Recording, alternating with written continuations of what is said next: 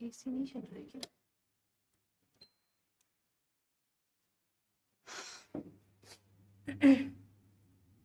सो hi everyone, very good evening. मेरी voice सभी को क्लियरली आ रही है एकदम? कैसे हैं आप लोग? क्या हाल चाल? बताओ भी, बताओ जल्दी से। कैसे हैं सभी लोग? हम लोग बात कर रहे थे in the very last lecture about aromaticity, है ना। एरोमेटिसिटी हम लोगों ने कम्प्लीटली डन कर दिया था एकदम। आज हम अपना नया चैप्टर स्टार्ट करने जा रहे हैं जिसका नेम है केमिकल थर्मोडायनेमिक्स। तो कल आपके कुछ क्वेश्चंस थे कि आप ही पढ़ाओगे क्या थर्मो? यस, मैं ही पढ़ाऊंगी, है ना। ऑर्गेनिक एंड फिजिकल दोनों ही मैं डील कर लेती हूँ भाई। तो फिजिकल केमिस्ट्री भी मैं आपको कुछ कुछ topics like thermodynamics and electrochemistry, ये दो टॉपिक्स फिजिकल में, सरफेस और पॉलीमर भी है, ऐसे कुछ टॉपिक्स आपको यहाँ पढ़ाऊंगी। बाकी अपनी ऑर्गेनिक में चल रहे हैं जो चल रहे हैं, है ना। स्टार्ट करें फिर? सभी लोग रेडी है? शुरू करें। थर्मो में क्या पढ़ना है? थर्मो का अगर आप लोग अपना ऑफिशियली जो सिलेबस है उसको थोड़ा सा देखोगे तो आपको समझ में आ जाएगा हमें थर्मो में क्या पढ़ना है। एक सेकंड देना मुझे। हाँ जी। तो मैं आपसे कह रही थी कि अगर आप ऑफिशियल सिलेबस देखोगे तो आपको समझ में आ जाएगा क्या क्या मेंशन है उसमें। मैं आपसे बात करती हूँ, एक मिनट। देखो, केमिकल थर्मोडायनेमिक्स में ना पहले बहुत ज़्यादा वेटेज आता था, बहुत ज़्यादा वेटेज आता था। केमिकल थर्मोडायनेमिक्स का 25 मार्क्स तक वेटेज आता था, बट अब इतना नहीं आता है ना। लास्ट अभी जो पेपर में क्वेश्चन आया वो तो एक दो ही क्वेश्चन आए हैं, बहुत ही कम पूछने लगे हैं। पहले ज़्यादा ज़्यादा पूछते थे और थोड़ी डिफिकल्ट भी आती थी, अब थोड़ा ईजी आने लगा है। पैटर्न हर बार चेंज होता है, इसलिए चीज़ें बदल रही हैं भाई, है ना। इसका ये मतलब नहीं है कि आप इस चैप्टर को पढ़ना ही छोड़ दो, ठीक है। Ma'am different chapter different teachers पढ़ाएंगे, ऑब्वियसली यस, है ना। डिफरेंट चैप्टर डिफरेंट टीचर पढ़ाएंगे। मैम आप ऑर्गेनिक में और कौन सा यूनिट पढ़ाएंगे? मैं ऑर्गेनिक स्पेक्ट्रोस्कोपी पढ़ाऊंगी आपको, जीओसी, एरोमेटिसिटी और हेट्रोसाइक्लिक नेचुरल प्रोडक्ट्स, ये सब मैं पढ़ाऊंगी। बाकी कुछ बच गया देख लेंगे और क्या है। हाँ बस यही है, ठीक है। ये टॉपिक्स मैं पढ़ाऊंगी, बचे हुए टॉपिक्स फिजिकल में कुछ कुछ आपको बता दिए वो मैं पढ़ाऊंगी, बाकी के लिए आपके टीचर्स हैं, ठीक है। चलो सुनना, देखो क्या बोल रही थी मैं कि सिलेबस के लिए, सिलेबस में जो चीजें मेंशन है थोड़ी सी उनकी बात कर लेती हूँ। सबसे पहले यहाँ पे लिखा हुआ है कि लॉज, पूरा नहीं लिखूंगी, इन शॉर्ट आपको बता रही हूँ, आप लोग डाउनलोड कर सकते हो गूगल से। लॉज है state and path function and their application, thermodynamic description of various processes. Thermo को कैसे पढ़ना होता है उसकी भी बात करूंगी। मैक्सवेल के relation, spontaneity, equilibria, temperature and pressure dependence of thermodynamic qualities, read कर रही हूँ सिर्फ, अभी शांति रखो, ठीक है। Le Chatelier's principle, elementary description of phase transition, phase equilibria and phase rule, ये सारा कुछ पार्ट फेज में आता है, यहाँ नहीं आता, ठीक है। और आया आपके पास में phase rule, thermodynamics of ideal and non ideal and solutions, ठीक है। काफी कुछ है, जितना लिखा है इतना सा नहीं है। थर्मो को एक्चुअली पढ़ाने बैठे ना तो बहुत बड़ी है थर्मो, बहुत कुछ है इसमें, थोड़ा लेंदी पड़ता है ना। थोड़ा सा ये लेंदी तो पड़ता है थर्मो, पढ़ाने में ज्यादा भारी पड़ता है क्योंकि बहुत सारा है ना भाई। अब मैं आपको एक बार आइडिया देती हूँ कि इसको पढ़ते कैसे कैसे हैं। थर्मो का कुछ बेसिक पोर्शन है, 3 पोर्शंस में आप इसको कह सकते हो। एक बिल्कुल बेसिक पोर्शन है, ठीक है। फिर जिसमें बेसिक पोर्शंस में आपके पास में कुछ टर्म्स आ जाती हैं, है ना, या थोड़ी बहुत चीजें आ जाती हैं। जैसे अगर मैं बात करती हूँ आपसे तो सबसे पहले आपके पास में सिस्टम, एक बस ओवरऑल व्यू दे रही हूँ, सिस्टम, सराउंडिंग वगैरह ये क्या होते हैं।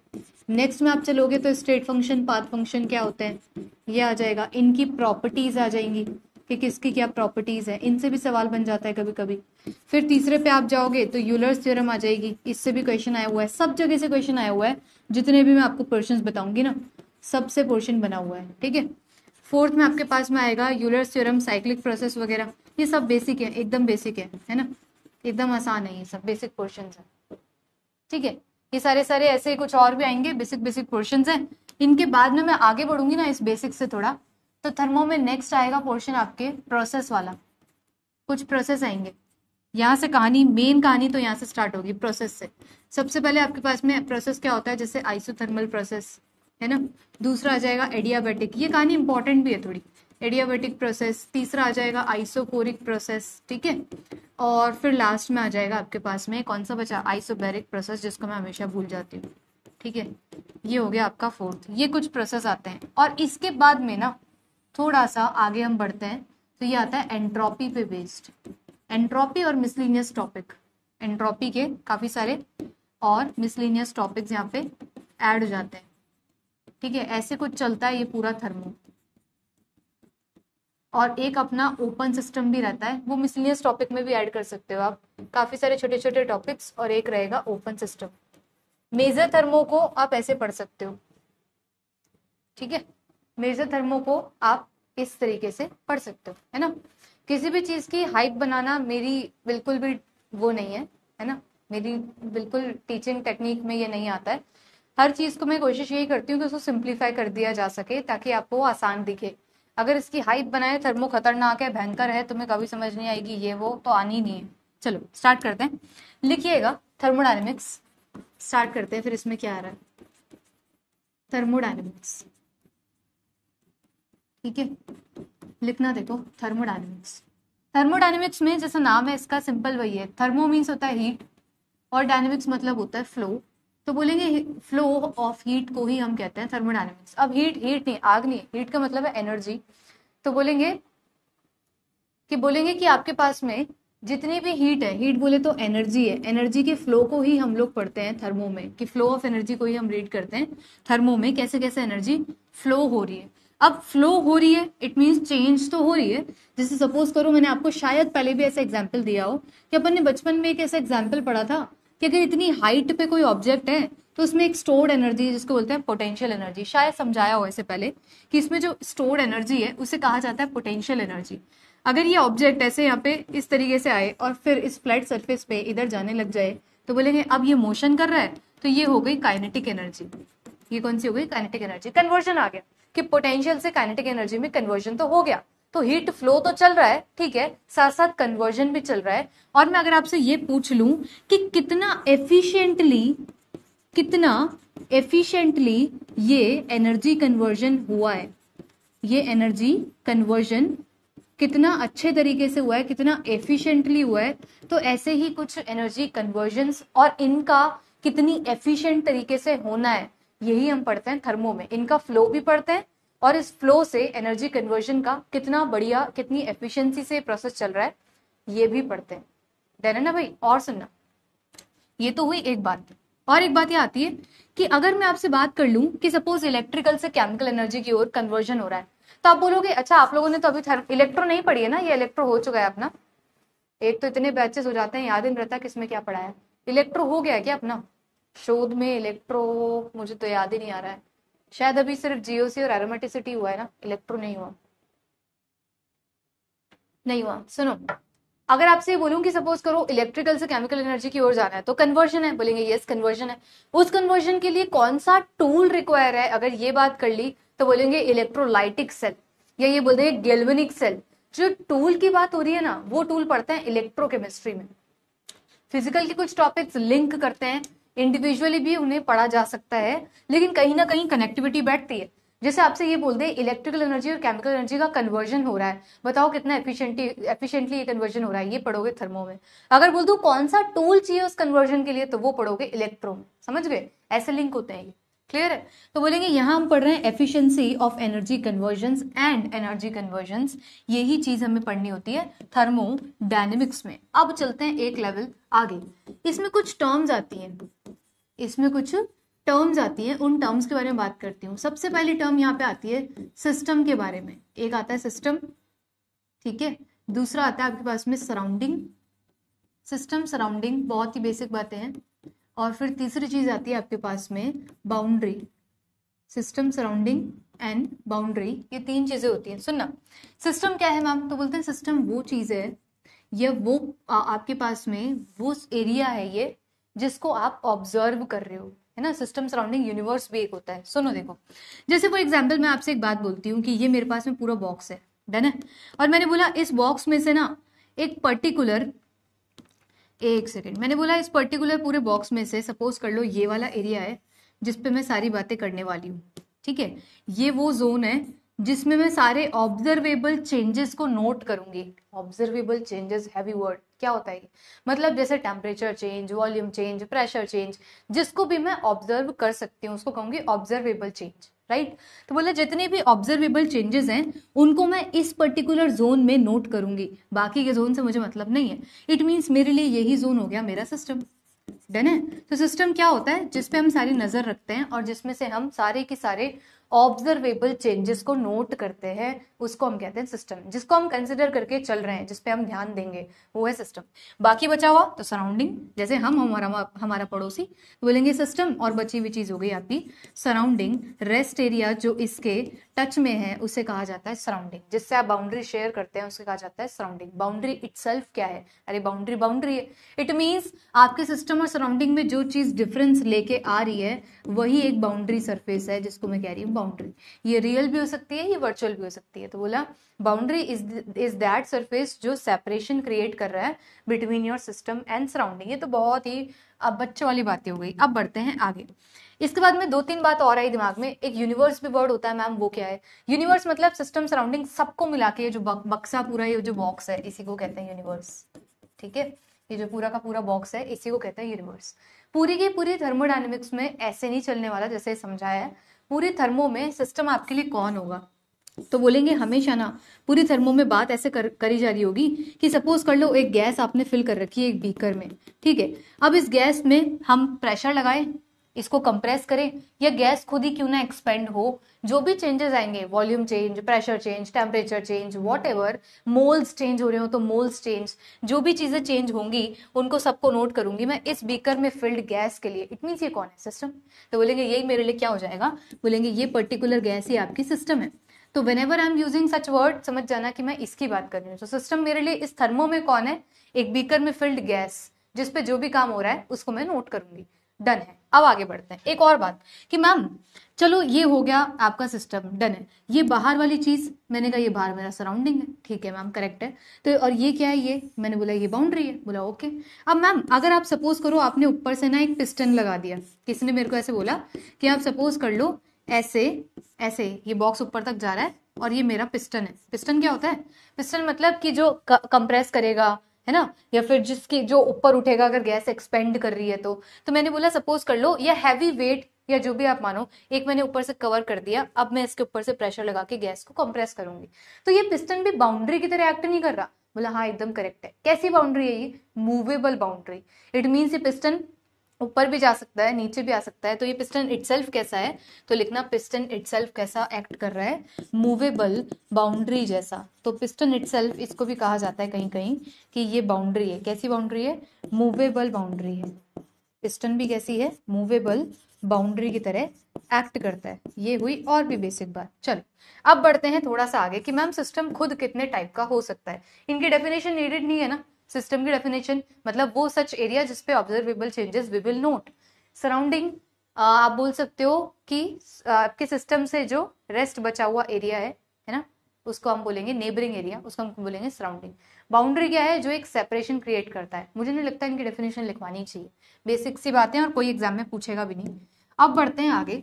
सिस्टम क्या है? सिस्टम के भी 3 टाइप्स होते हैं, उनको नोट करिए। सबसे पहले सिस्टम का टाइप आता है नंबर 1 ओपन सिस्टम। सबसे पहले टाइप का सिस्टम आता है ओपन सिस्टम। दूसरे टाइप का सिस्टम आता है क्लोज सिस्टम, ठीक है, ये क्या आता है? Close system. और तीसरे टाइप का सिस्टम आता है आइसोलेटेड सिस्टम। कौन सा आता है? Isolated system. एक्चुअली जैसे इनके नाम है वही कुछ हो रहा है इसमें। देखिए सबसे पहले ऐसे बोलेंगे ओपन सिस्टम क्या है? तो मैंने बोला लेट सपोज मैंने एक बॉक्स ले रखा है ऐसे करके, डन है। अब अगर इसको ओपन बनाना है तो बॉक्स मेरे को ही बनाना पड़ेगा। देखो जैसे सपोज करो कि मैंने एक बॉक्स बीकर या कुछ भी ऐसे ले रखा है, एक बीकर ले रखा है, डन है। इस बीकर में मैंने बोला मैंने ना एक गैस फिल कर रखी है, डन है। ये पूरी मैंने यहाँ पे गैस इस तरीके से फिल कर रखी है, ठीक है। अगर मैंने ऊपर से इसको कवर ही नहीं किया, कोई लिड नहीं है, कुछ नहीं है, ऊपर से कुछ भी रिक्वायर्ड नहीं है, तो बोलेंगे ये सिस्टम कैसा हुआ? ओपन हुआ। अब आप एक बात बताओ, क्या यहाँ से मैटर बाहर जा सकता है? यस, क्योंकि लिड ही नहीं है, ठीक है, कोई कवर ही नहीं है, ठीक है। तो बोलेंगे यहाँ से क्या मैटर एक्सचेंज हो सकता है? अगर इस गैस के कुछ नंबर ऑफ मोल्स हैं, 3 मोल, 2 मोल, वॉट एवर मोल्स, बोला अगर इसके कुछ मोल्स हैं, मोल्स चेंज हो रहे हैं, बोला यस हो रहे हैं। इट मीन्स क्या मैटर एक्सचेंज हो रहा है? बोलेंगे यस हो रहा है। इट मीन्स आपसे मैं बोलूंगी कि ओपन सिस्टम में मैटर भी एक्सचेंज होता है, पढ़ा होगा ना आपने ऐसे कभी ना कभी कि इसमें मैटर भी एक्सचेंज होता है, तो बोलेंगे यस मैटर एक्सचेंज होता है। और इसमें एनर्जी भी एक्सचेंज होती है। एनर्जी को एक्चुअली लिड की नीड नहीं है, एनर्जी तो बाउंड्री के थ्रू भी एक्सचेंज हो जा सकती है। मतलब देखो एनर्जी जो एक्सचेंज होती है, मतलब heat exchange, heat exchange word use कर रही हूँ, देखो कैसे। हीट हो सकता है कि सिस्टम से बाहर आ जाए, है ना, या बाहर से अंदर आ जाए, दोनों ही पॉसिबल है। तो बोला ये सब जब होगा जब बाउंड्रीज पे कोई रिस्ट्रिक्शन ना हो। लेट्स से कि मैंने एक रिस्ट्रिक्शन लगा दी कि जो बाउंड्री है ना, वो बाउंड्री ऐसी है, एडियाबेटिक बाउंड्रीज है या एडियाबेटिक वॉल्स है, मतलब एडियाबेटिक मतलब जो हीट एक्सचेंज ना करने दे। तो मैंने बोला अगर मैंने बाउंड्री पे कंडीशन लगाई तब जाके ही कोई हीट एक्सचेंज नहीं होगा। अगर कोई कंडीशन बोल नहीं रही तो आराम से बोलो कि हाँ मैम हीट एक्सचेंज हो सकता है, हीट अंदर की ओर भी आ सकती है, हीट बाहर की ओर भी जा सकती है। तो लिखना एनर्जी एक्सचेंज भी पॉसिबल है। डन है भाई, एनर्जी एक्सचेंज भी यहां से हो सकता है। तो बोला मैटर एक्सचेंज भी हो सकता है, एनर्जी एक्सचेंज भी पॉसिबल है, अनटिल अनलेस मैं कोई कंडीशन नहीं लगा रही। डन है भाई, सभी को क्लियर है बातें? चलूं मैं आगे, बोलो भाई, बढ़े आगे।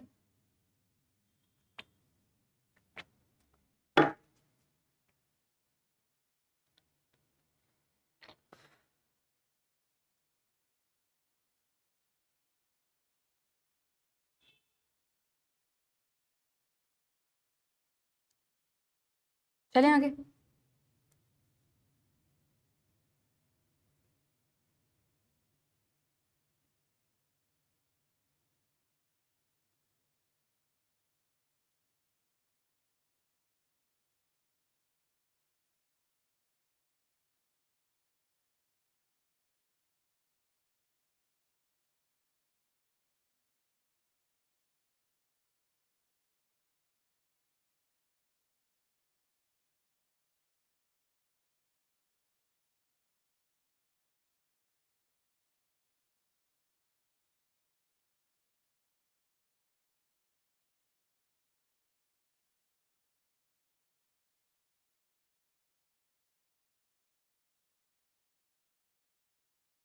एक सेकंड देना प्लीज।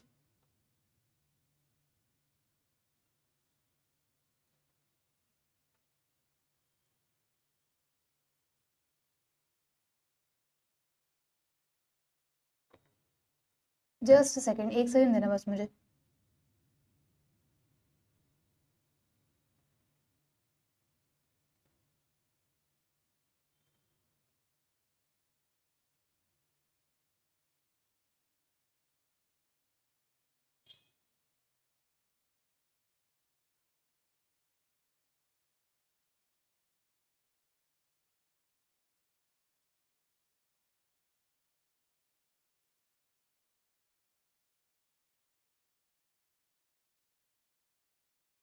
एक इम्पॉर्टेंट चीज आ गई है, बस एक सेकंड दीजिएगा।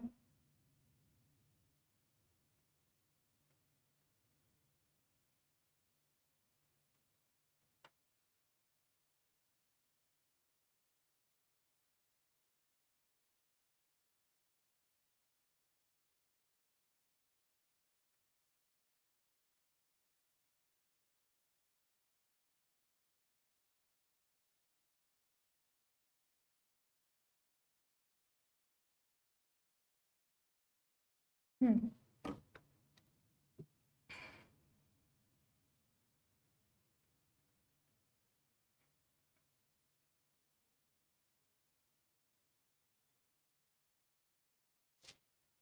हाँ जी, सॉरी फॉर द डिस्टर्बेंस।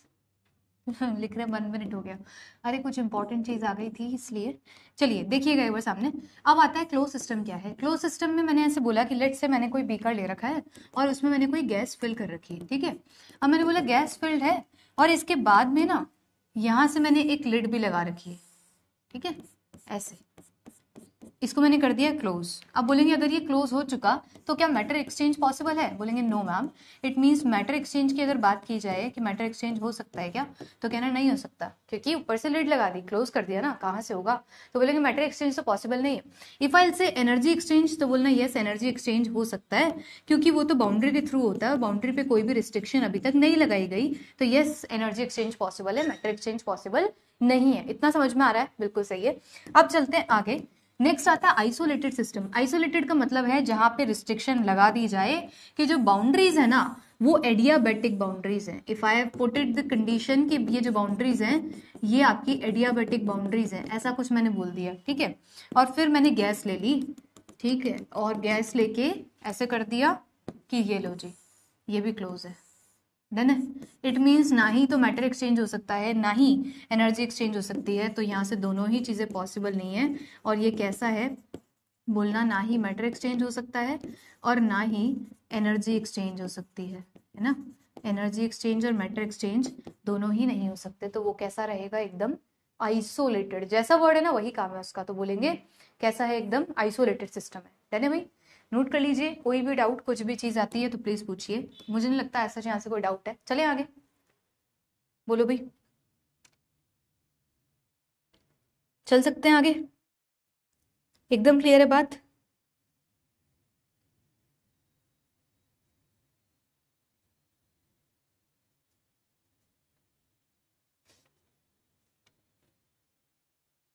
बढ़े आगे। ये होता है आपके पास में 3 टाइप के सिस्टम्स होते हैं। अभी सुनना, जो सबसे सबसे इंपॉर्टेंटली हम लोग पूरी थर्मो में पढ़ रहे होंगे, मतलब मान लो कि अगर 20 लेक्चर्स थर्मो के हैं लेट सपोज, तो हम 18 लेक्चर तक ना क्लोज सिस्टम को ही पढ़ रहे होंगे। इट मीन्स जो हमको मेजर पढ़ना है दैट इज क्लोज सिस्टम, और जो बहुत ही हम कम पढ़ते हैं ना, या जिसको सिलेबस में ऐड किया गया है या जो पढ़ा जाएगा, वो है ओपन सिस्टम। समझ गए कि पहले ओपन सिस्टम में सवाल नहीं आते थे, एक आया था, अब 2 आ चुके हैं, मतलब 2 बारी से ऐसा हो गया कि ओपन सिस्टम पे भी क्वेश्चन आता है। तो ओपन सिस्टम पे भी हम पढ़ेंगे, है ना, लेकिन एक दो ही लेक्चर होंगे इसके, बाकी मेजर फोकस अपना चलता है क्लोज सिस्टम पे। अभी मैं आगे लिखती हूँ आपको नेक्स्ट में कि कौन सी प्रॉपर्टीज के बारे में हम लोग पढ़ते हैं। तो लिखिएगा मैक्रोस्कोपिक प्रॉपर्टीज, लिखिएगा मैक्रोस्कोपिक प्रॉपर्टीज। मैक्रोस्कोपिक प्रॉपर्टीज, ये क्या होता है मैक्रोस्कोपिक? अगर आप कोई भी बुक पढ़ते हो तो वहां पे बात आपको लिखी हुई दिखेगी कि मैक्रोस्कोपिक प्रॉपर्टीज ये वो ऑब्जर्वेबल प्रॉपर्टीज होती है जिनको हम पढ़ सकते हैं, जिनका चेंज हम नोट कर सकते हैं। तो लिखना मैक्रोस्कोपिक प्रॉपर्टी का मतलब है कि all those property that are observable. मुझे ना बड़ी दिक्कत होती है इतना सारा लिखने में, लिखते हैं चलो। ऑल दोज प्रॉपर्टीज मुझे वेस्ट लगता है एक्चुअली लैंग्वेज लिखवाना, क्योंकि पेपर में ये सब आता नहीं।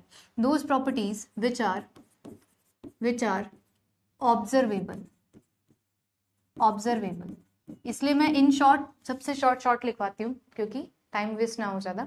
तो ये वो प्रॉपर्टीज होती हैं जिनको हम ऑब्जर्व कर सकते हैं, लाइक फॉर एग्जाम्पल कि आपके पास में कोई टेम्परेचर है ना जिनका चेंज आप नोट कर पाओ, और क्या हो सकता है प्रेशर हो गया, और क्या हो सकता है डेंसिटी हो गई, और क्या हो सकता है कंसंट्रेशन हो गया जिसका चेंज आप देख पाओ, नंबर ऑफ मोल से मेरा मतलब है कंसंट्रेशन, और क्या हो सकता है वॉल्यूम हो गया, है ना, और क्या पॉसिबल है कंसंट्रेशन, टेम्परेचर, डेंसिटी, और कुछ भी ले लो आप, कोई सा भी ऐसा चेंज, कोई मास आपका चेंज एक्सेट्रा, कोई भी ऐसा चेंज जिसको हम नोट कर सके कितना चेंज हुआ है, वो सब कुछ हम पढ़ते हैं मैक्रोस्कोपिक प्रॉपर्टी में। अब इन सभी मैक्रोस्कोपिक प्रॉपर्टीज, विस्कोसिटी यस हो सकता है, इन सभी मैक्रोस्कोपिक प्रॉपर्टीज में से कुछ बेसिक प्रॉपर्टीज हैं, ऐसे तो बहुत सारी हो जाएंगी, क्या क्या पढ़ेंगे, कुछ बेसिक पैरामीटर्स हैं जिनको हम लेके चलते हैं। बोला ना ऐसा तो बहुत कुछ पॉसिबल है, लेकिन इनमें से कुछ चुनिंदा, कुछ गिनी चुनी प्रॉपर्टीज को हम रीड करते हैं, जिनका चेंज हम नोट करते हैं, वो है टेम्परेचर, प्रेशर, वॉल्यूम और एक नंबर ऑफ मोल्स। डन। बोलेंगे ये है हमारे बेसिक पैरामीटर्स, ऐसे तो बहुत सारे हो सकते हैं लेकिन ये हमारे होंगे बेसिक पैरामीटर्स जिनका चेंज हम नोट कर रहे होंगे, weather it is temperature, pressure, volume या नंबर ऑफ मोल्स। अगर मैं कहीं भी क्लोज सिस्टम मेंशन करती हूँ तो ये तो फिर फिक्स हो जाएगा, समझ गए ना, क्योंकि क्लोज सिस्टम में मोल्स तो एक्सचेंज होते नहीं, वो तो ऊपर से बंद है, तो मैटर एक्सचेंज होएगा ही नहीं, तो मोल्स बदलेंगे ही नहीं। It means N will get fixed, ये फिक्स हो जाएगा, इसका चेंज मैं नहीं पढ़ूंगी, किस में, क्लोज सिस्टम में। जैसे ही क्लोज सिस्टम का नाम आएगा ये अपने को ऑब्वियस सी बात समझ में आ जाएगी कि क्लोज सिस्टम के लिए नंबर ऑफ मोल्स फिक्स्ड हो जाएंगे, इनके चेंज को हम वहां पे नहीं पढ़ेंगे। समझ गए? क्लियर है सभी को? चलो मैं आगे, चलो अब बढ़ते हैं जरा आगे। इसके बाद में दो वर्ड्स आते हैं, एक आता है स्टेट फंक्शंस, है ना, स्टेट फंक्शंस, और एक आते हैं आपके पास में पाथ फंक्शंस। एक आते हैं स्टेट फंक्शंस, एक आते हैं पाथ फंक्शंस। पहले तो मैम ये बता दो स्टेट फंक्शन से भी पहले कि स्टेट होती क्या है, व्हाट इज स्टेट। आप स्टेट को थर्मो में डिफाइन करते कैसे हो कि स्टेट क्या है। जैसे सपोज करो कि मेरे पास में कोई भी ए है, कोई भी एक ऐसा पॉइंट है जहां ए है।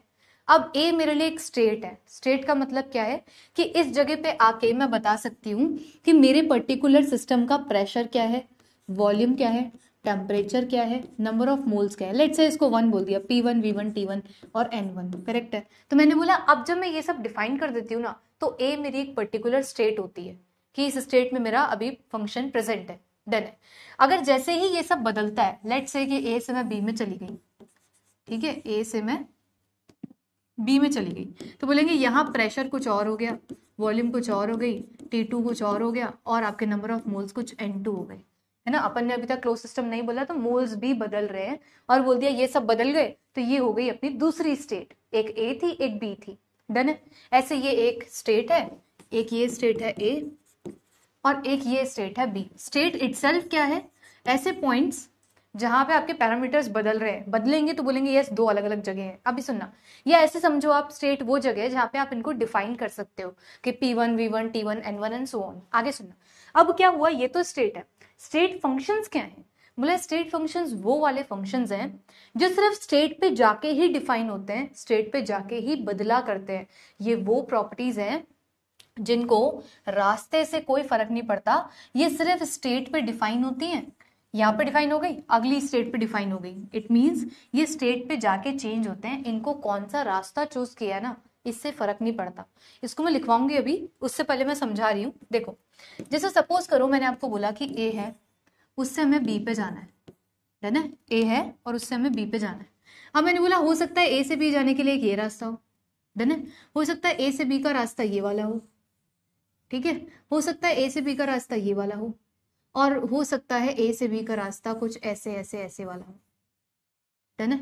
या एक और कुछ चेंज कर लेती हूँ कि सपोज कर लो पहले सी पे जाना हो, फिर सपोज कर लो डी से जाना हो, और फिर एक यहाँ से जाना हो, ऐसे कुछ भी हो सकता है ना। बोला right.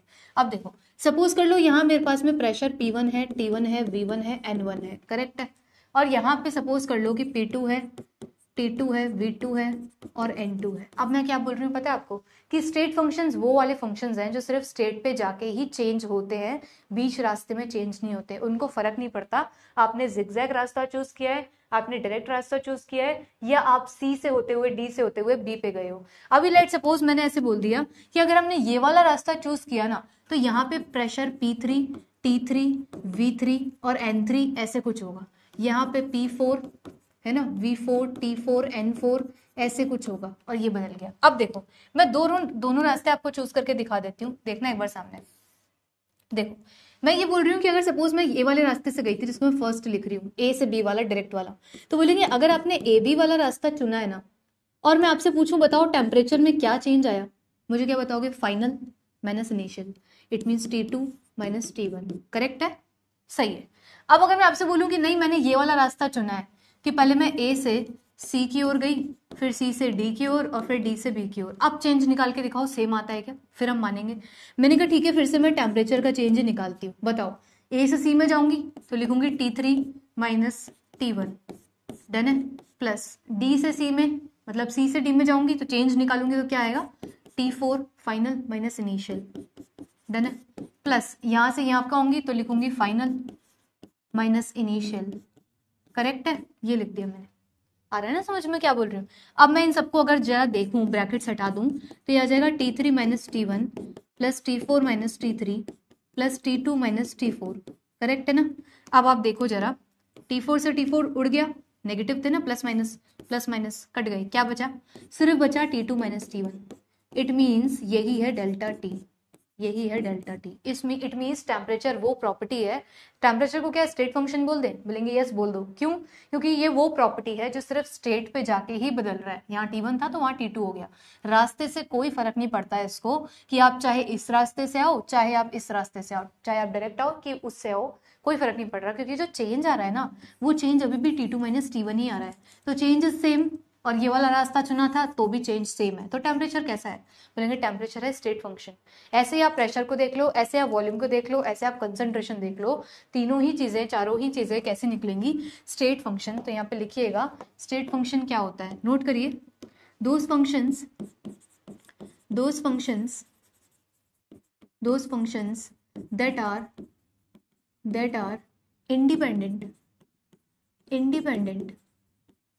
that are independent of the path followed, जिनको पाथ से फर्क नहीं पड़ता, इंडिपेंडेंट है पाथ से, इंडिपेंडेंट ऑफ पाथ फॉलोड, है ना, एंड ओनली चेंजेस, ओनली आप इतना भी लिख सकते हो, जरूरत नहीं है आगे, और लिखना चाहो तो लिख सकते हो, and only changes with the state, है ना, जो सिर्फ स्टेट से बदलते हैं, पाथ से नहीं बदलते, उन्हें कहा जाता है state function.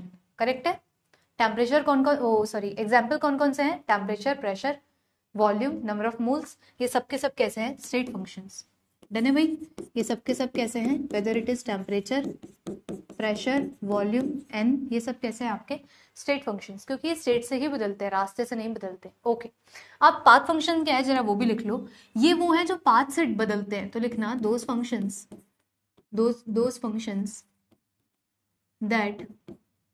that changes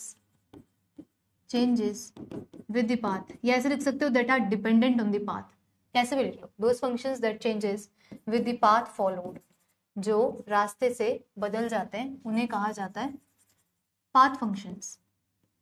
example के लिए आप एग्जाम्पल लिख सकते हो कि हीट, और एक लिख सकते हो आप वर्क। देखो एग्जाम्पल से समझना, जैसे सपोज करो हीट है, हीट के लिए बता रही हूँ, हीट है ना पाथ फंक्शन है, रास्ते से बदल जाता है। अब रास्ता मतलब, जैसे सपोज करो मैंने बोला कि हीट, जिसको अपन क्यू बोलते हैं, है ना, मैंने बोला जो हीट है, हीट में ट्रांसफर कर रही हूँ वॉल्यूम कांस्टेंट रखते हुए। सुनना, हीट ट्रांसफर से हवा में नहीं होती, किसी ना किसी प्रोसेस से होती है। अगर मैंने बोला कि मैं हीट पास कर रही हूँ, किसी सिस्टम को हीट दे रही हूँ, आप पूछोगे कैसे पास कर रही हो हीट, मैंने कहा मैं हीट पास कर रही हूँ वॉल्यूम कांस्टेंट रखते हुए। इट मीन्स मैं आपसे बोलना चाहती हूँ कि मैं हीट ट्रांसफर कर रही हूँ एक आइसो, वॉल्यूम कांस्टेंट रखना है ना, तो मैंने कहा आइसोकोरिक प्रोसेस में मैं हीट ट्रांसफर कर रही हूँ। जब मैं हीट ट्रांसफर करूंगी वॉल्यूम कांस्टेंट रखते हुए तो उसे कहूंगी QV। डन है। अगर मैंने आपसे बोला कि मैं हीट ट्रांसफर कर रही हूँ प्रेशर कांस्टेंट रखते हुए, तो बोलेंगे फिर आप आइसोबैरिक प्रोसेस की बात कर रहे हो जहां पे प्रेशर कांस्टेंट होता है और आप अब हीट फॉलो दे रहे हो, मतलब हीट इसको पास कर रहे हो, तो इसे बोलेंगे QP। समझे कि heat transferred eight constant pressure, ये है heat transferred at constant volume. It means ma'am heat तो रास्ते पे, पाथ पे डिपेंड करता है कि आपने कांस्टेंट प्रेशर रखा है, कांस्टेंट वॉल्यूम रखा है, या कैसे हीट पास करी है। तो हीट पास भी किसी प्रोसेस के थ्रू होती है। इट मीन्स पाथ पे डिपेंड होती है। पाथ बदला तो QP बोल रहे हैं, पाथ बदला तो QV बोल रहे हैं। इट मीन्स हीट भी पाथ पे डिपेंडेंट है, अलग अलग है। रास्ते बदल रहे हैं तो Q की जो डेजिग्नेशन है वो बदल रही है, कभी QV हो रहा है कभी QP हो रहा है। समझ गए ना। इट मीन्स Q कैसा है, रास्ता dependent, it means path dependent, कि कौन सा रास्ता लेते हुए आपने इसको पास किया है। एक और एग्जाम्पल, जैसे सपोज करिए, इसको यहाँ लिखते हैं, कहीं और नोट करती हूँ, यहाँ जगह नहीं है। दूसरा एग्जाम्पल आप यहाँ पे समझना कि जैसे सपोज करो बचपन में अपन ऐसे पढ़ते थे कि यहाँ पे प्रेशर होता है, यहाँ पे वॉल्यूम होती है, PV कर्व पढ़ते थे ना, और उस प्रेशर वॉल्यूम कर्व में कोई भी कर्व ऐसे आता था, राइट। तो ऐसे बोलते थे एरिया अंडर द कर्व, ऐसे डिफाइन करते थे। Area under the curve work को डिफाइन करता है, याद आ रहा है क्या। एरिया अंडर द कर्व जो होता है दैट डिफाइंस द वर्क, किसको डिफाइन करता है, ये काम को, कितना काम हुआ है, ये डिफाइन करता था PV कर्व, है ना। अगर मैं आपसे बोलूं कि ये PV कर्व बदल गया तो वर्क बदल गया। अगर सपोज करो मैंने आपसे ऐसे बोला कि अब ये जो कर्व आ रहा है ना, ये ऐसे आ रहा है, तो अब वर्क क्या आ रहा है, अब वर्क और ज्यादा आ रहा है, ऐसे आ रहा है। समझे ना। इट मीन्स जैसे ही कर्व बदला, जैसे ही पाथ बदला, जैसे ही आपका एरिया बदला तो वर्क बदल गया। इट मीन्स वर्क कैसा है, पाथ डिपेंडेंट। समझे? इसलिए बोलते हैं कि हीट और वर्क दोनों के दोनों पाथ डिपेंडेंट होते हैं। ये जो चीज मैंने यहाँ बनाई थी ना, यहाँ पे ये जो बनाई थी, अगर ये मैं वर्क कैलकुलेट कर रही होती तो वर्क इस प्रोसेस में अलग आता, वर्क इस प्रोसेस में अलग आता, इसमें अलग आता, उसमें अलग आता। इट मीन्स वर्क स्टेट पे जाके नहीं बदलता, वर्क तो रास्ते में ही बदल जाता अगर रास्ता आपने बदल दिया तो। अगर आप काम कर रहे हो किसी आइसोथर्मल प्रोसेस में, वर्क अलग आएगा, आइसोकोरिक में उसका वर्क अलग आएगा, आइसोबैरिक में वर्क अलग आएगा, समझ गए? एडियाबैटिक में वर्क अलग आएगा। इट मीन्स आप ये बोलोगे कि वर्क तो डिपेंड करता है कि पाथ कौन सा है, जबकि आपके बाकी जो फंक्शंस मैंने लिखे हैं वो सिर्फ यहाँ बदलते हैं, ए टू बी, रास्ते में नहीं बदलते। नहीं बदलेंगे तो स्टेट फंक्शन कहेंगे, बदलेंगे तो पाथ फंक्शन कहेंगे, समझे? हीट कैपेसिटी भी तो पाथ फंक्शन है, हीट कैपेसिटी पाथ फंक्शन है, हाँ जी कह सकते हो, क्योंकि हीट कैपेसिटी खुद कौन सी वाली है वो डिपेंड करता है कि heat capacity at constant volume या कौन सा है। पढ़ाऊंगी जब बताऊंगी, और है ना, हीट कैपेसिटी का टॉपिक आएगा जब बताऊंगी। बढ़े आगे, इस पे और बात करूंगी, हीट कैपेसिटी पे आगे बात करूंगी। चल सकते हैं आगे?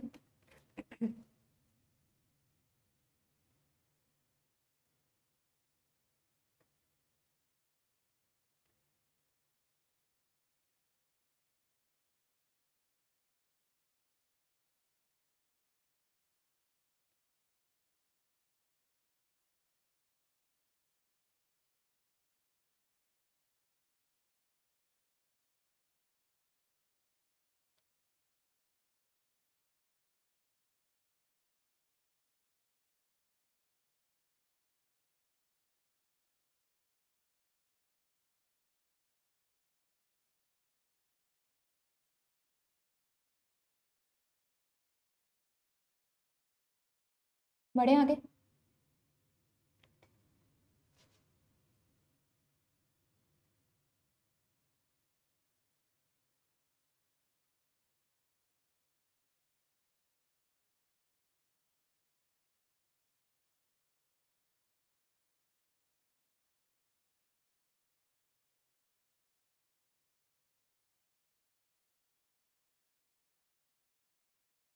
डन है इतना सभी को? कोई डाउट अभी तक?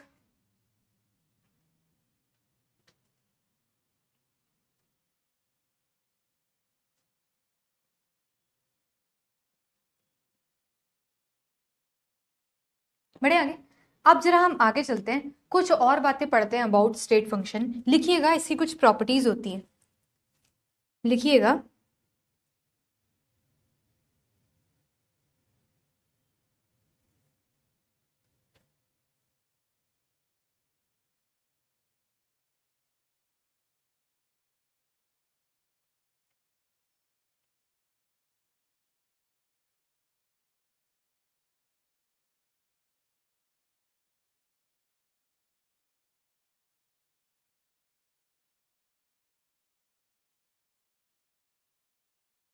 चलें आगे।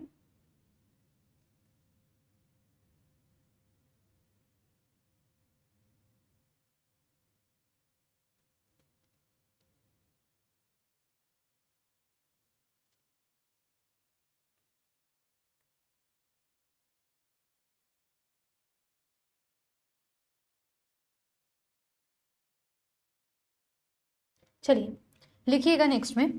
अब इसकी भी कुछ प्रॉपर्टीज होती है, आगे लिखना। स्टेट फंक्शंस की कुछ प्रॉपर्टीज है, वो नोट करते हैं। स्टेट फंक्शंस क्या होते हैं वो तो हम समझ गए, है ना। स्टेट फंक्शंस यहाँ पे हमने लिखा क्या होता है, जो स्टेट से बदलते हैं। अब जरा आप आगे लिखिएगा नेक्स्ट में, properties of state function. State functions की कुछ प्रॉपर्टीज होती हैं, लिखिएगा properties of state functions. Properties of state function. State functions की कुछ प्रॉपर्टीज हैं, जरा जल्दी से हम नोट करते हैं। सबसे पहले लिखिएगा कि इनका जो साइक्लिक इंटीग्रल होता है, अभी समझाऊंगी सब, एक बार लिख लूं। Cyclic integral of these functions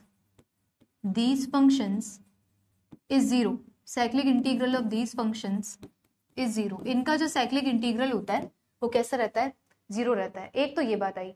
दूसरी बात लिखना, नंबर 2 बात लिखना कि differential of these functions, differential और थोड़ी सी मैथ्स आएगी, बेसिक मैथ्स, वो मैं बताऊंगी आपको। Differential of these functions are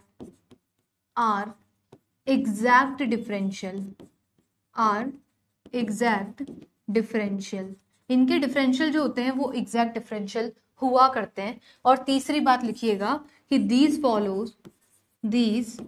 follow Euler's theorem, ये यूलर्स थ्योरम को फॉलो करते हैं। ये सब मैं आपको सिखाऊंगी, ये यूलर्स थ्योरम को फॉलो करते हैं। ये कुछ 3 प्रॉपर्टीज हैं अबाउट स्टेट फंक्शन, नोट कर लो।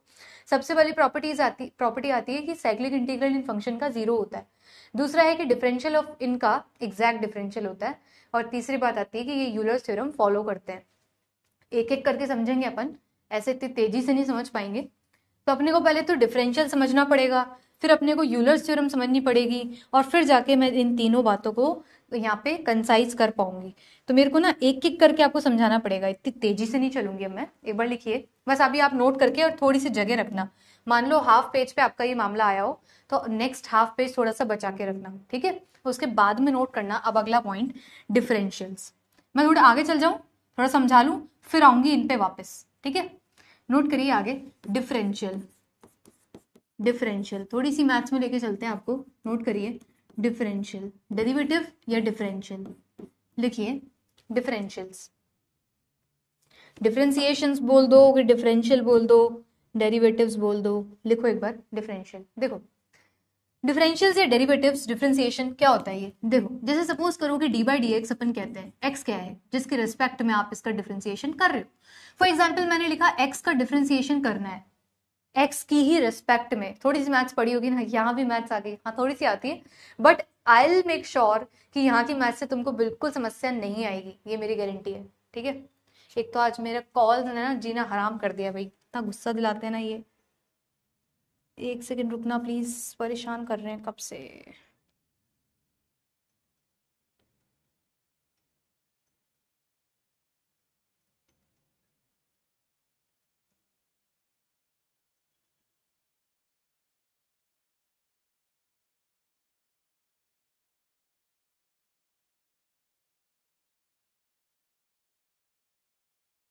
आज ना सुबह से मेरे साथ में ये चीज हो रही है कि मैं लेक्चर में होती हूँ तब कॉल, लेक्चर में होती हूँ तब कॉल। अरे जब नहीं हूँ लेक्चर में तब कर लो भाई। सुनो, जब डिफरेंशियल की बात कर रही थी, मैथ्स से मत डरो, देखो मत डरना, है ना। आई लव मैथ्स, अरे वाह, बहुत ही कम मिलते हैं ऐसे हेलो मैथ्स। मैथ्स से डर लगता है, हाँ अक्सर लोग यही कहते हैं। देखो इसमें जो मैथ्स आ रही है ना, उसकी मैं आपको इतनी गारंटी दे सकती हूँ कि यहाँ पे मैंने ट्रिक्स निकाल रखी हैं, तो तुम्हें टेंशन नहीं आएगी। पहले तुमको डराऊंगी मैं, पूरी मैथ्स से तुमको लेके चलूंगी कि ऐसे ऐसे डिफ्रेंसिएशन होता है, फिर लास्ट में ट्रिक भी दे दूंगी, ठीक है, क्योंकि मेरा काम बिना ट्रिक के चलेगा नहीं, है ना। चलो आगे, कह रहे हैं ब्लॉक कर दो। अरे तुम्हारे ही काम होते हैं उन सब चीजों से भाई, ऑफिशियल कॉल ही होते हैं। सुनो, डी बाई डी एक्स अपने एक्स का चल रहा है तो क्या होगा, बोलेंगे जब भी D by D X x का करोगे तो इसकी पावर देख लेना क्या है। जैसे डी एक्स और डी एक्स ही आएगा तो 1 ही कर देना। अब जो नॉन मैथ्स वाले होते हैं ना, उनको पता है मैं कैसे समझाती हूँ कि डी एक्स से कट गए, जबकि ऐसे नहीं होता। एक्स का डेरिवेटिव जब भी आप लेते हो एक्स के रिस्पेक्ट में 1 ही आता है, ठीक है।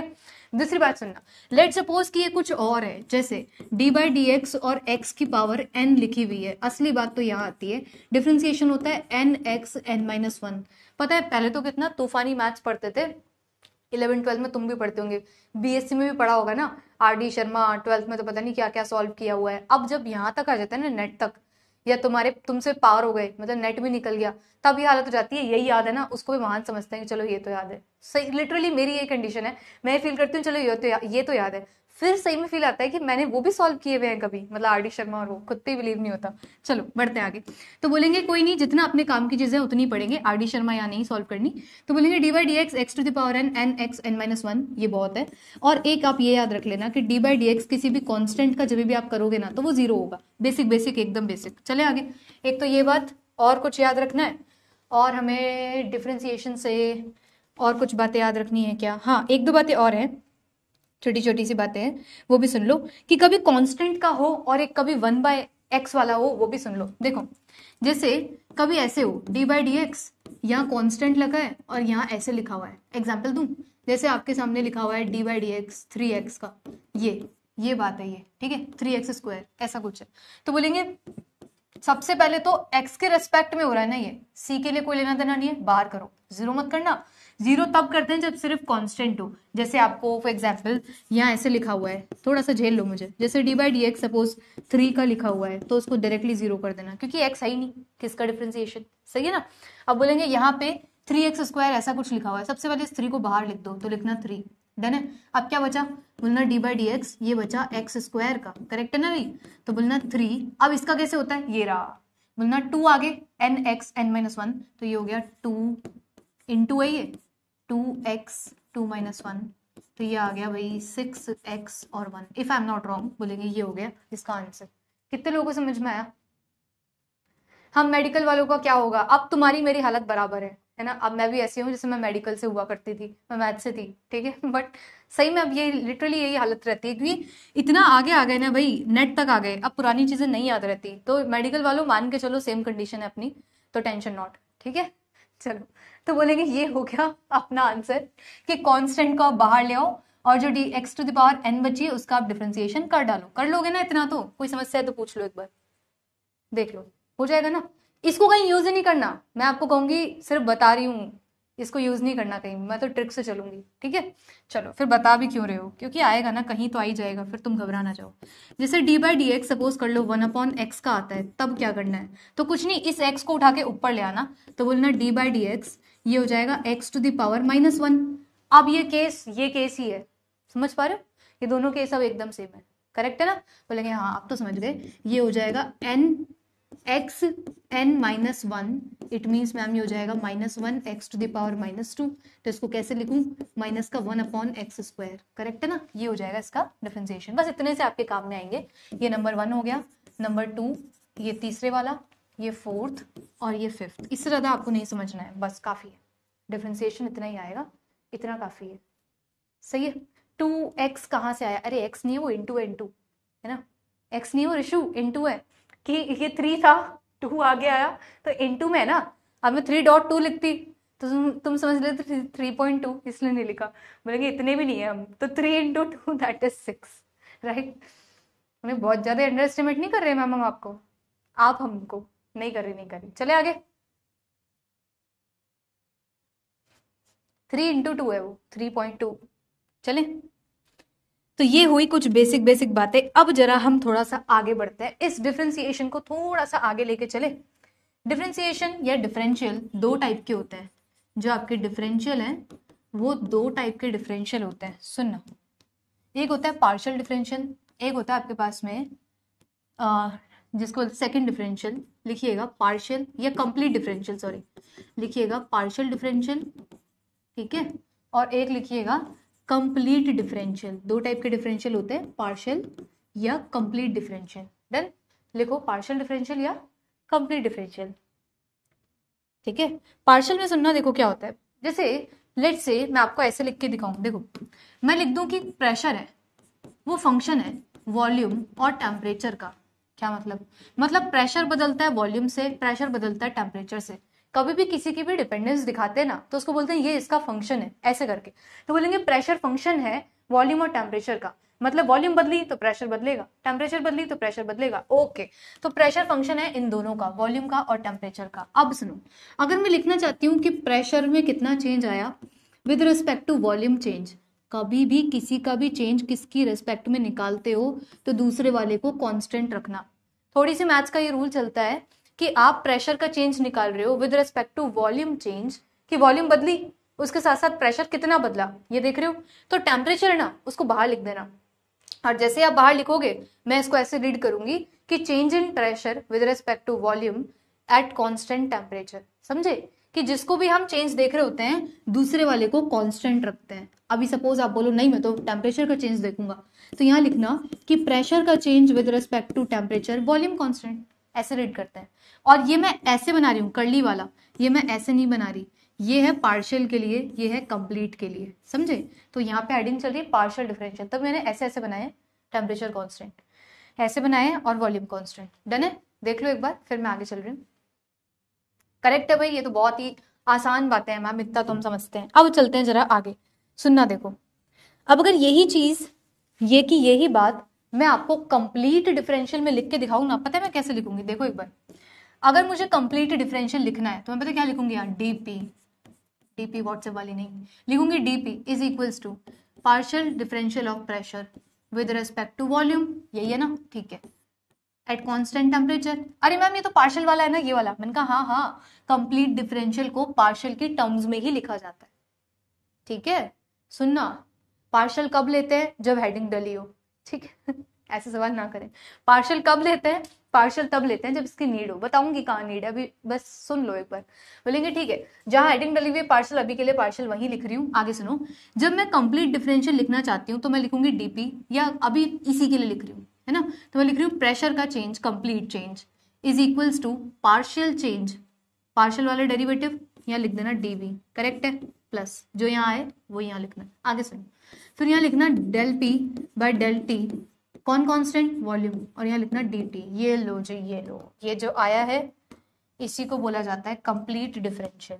इसको क्या बोलते हैं, इसको बोलते हैं complete, complete differential, differential of pressure, pressure, ठीक है, in terms of partial pressure. ये किसकी टर्म्स में निकला है, पार्शियल प्रेशर्स की टर्म्स में निकला है, समझे। तो जो कंप्लीट डेरिवेटिव आप निकालते हो, कंप्लीट डिफरेंशियल निकालते हो, वो पार्शियल के टर्म्स में आता है।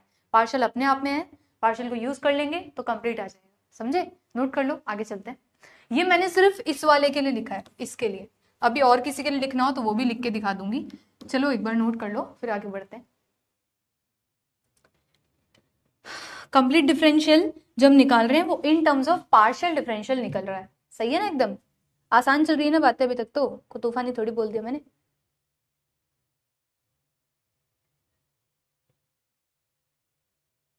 चलो भाई, करेक्ट है अभी तक, ठीक है मामला।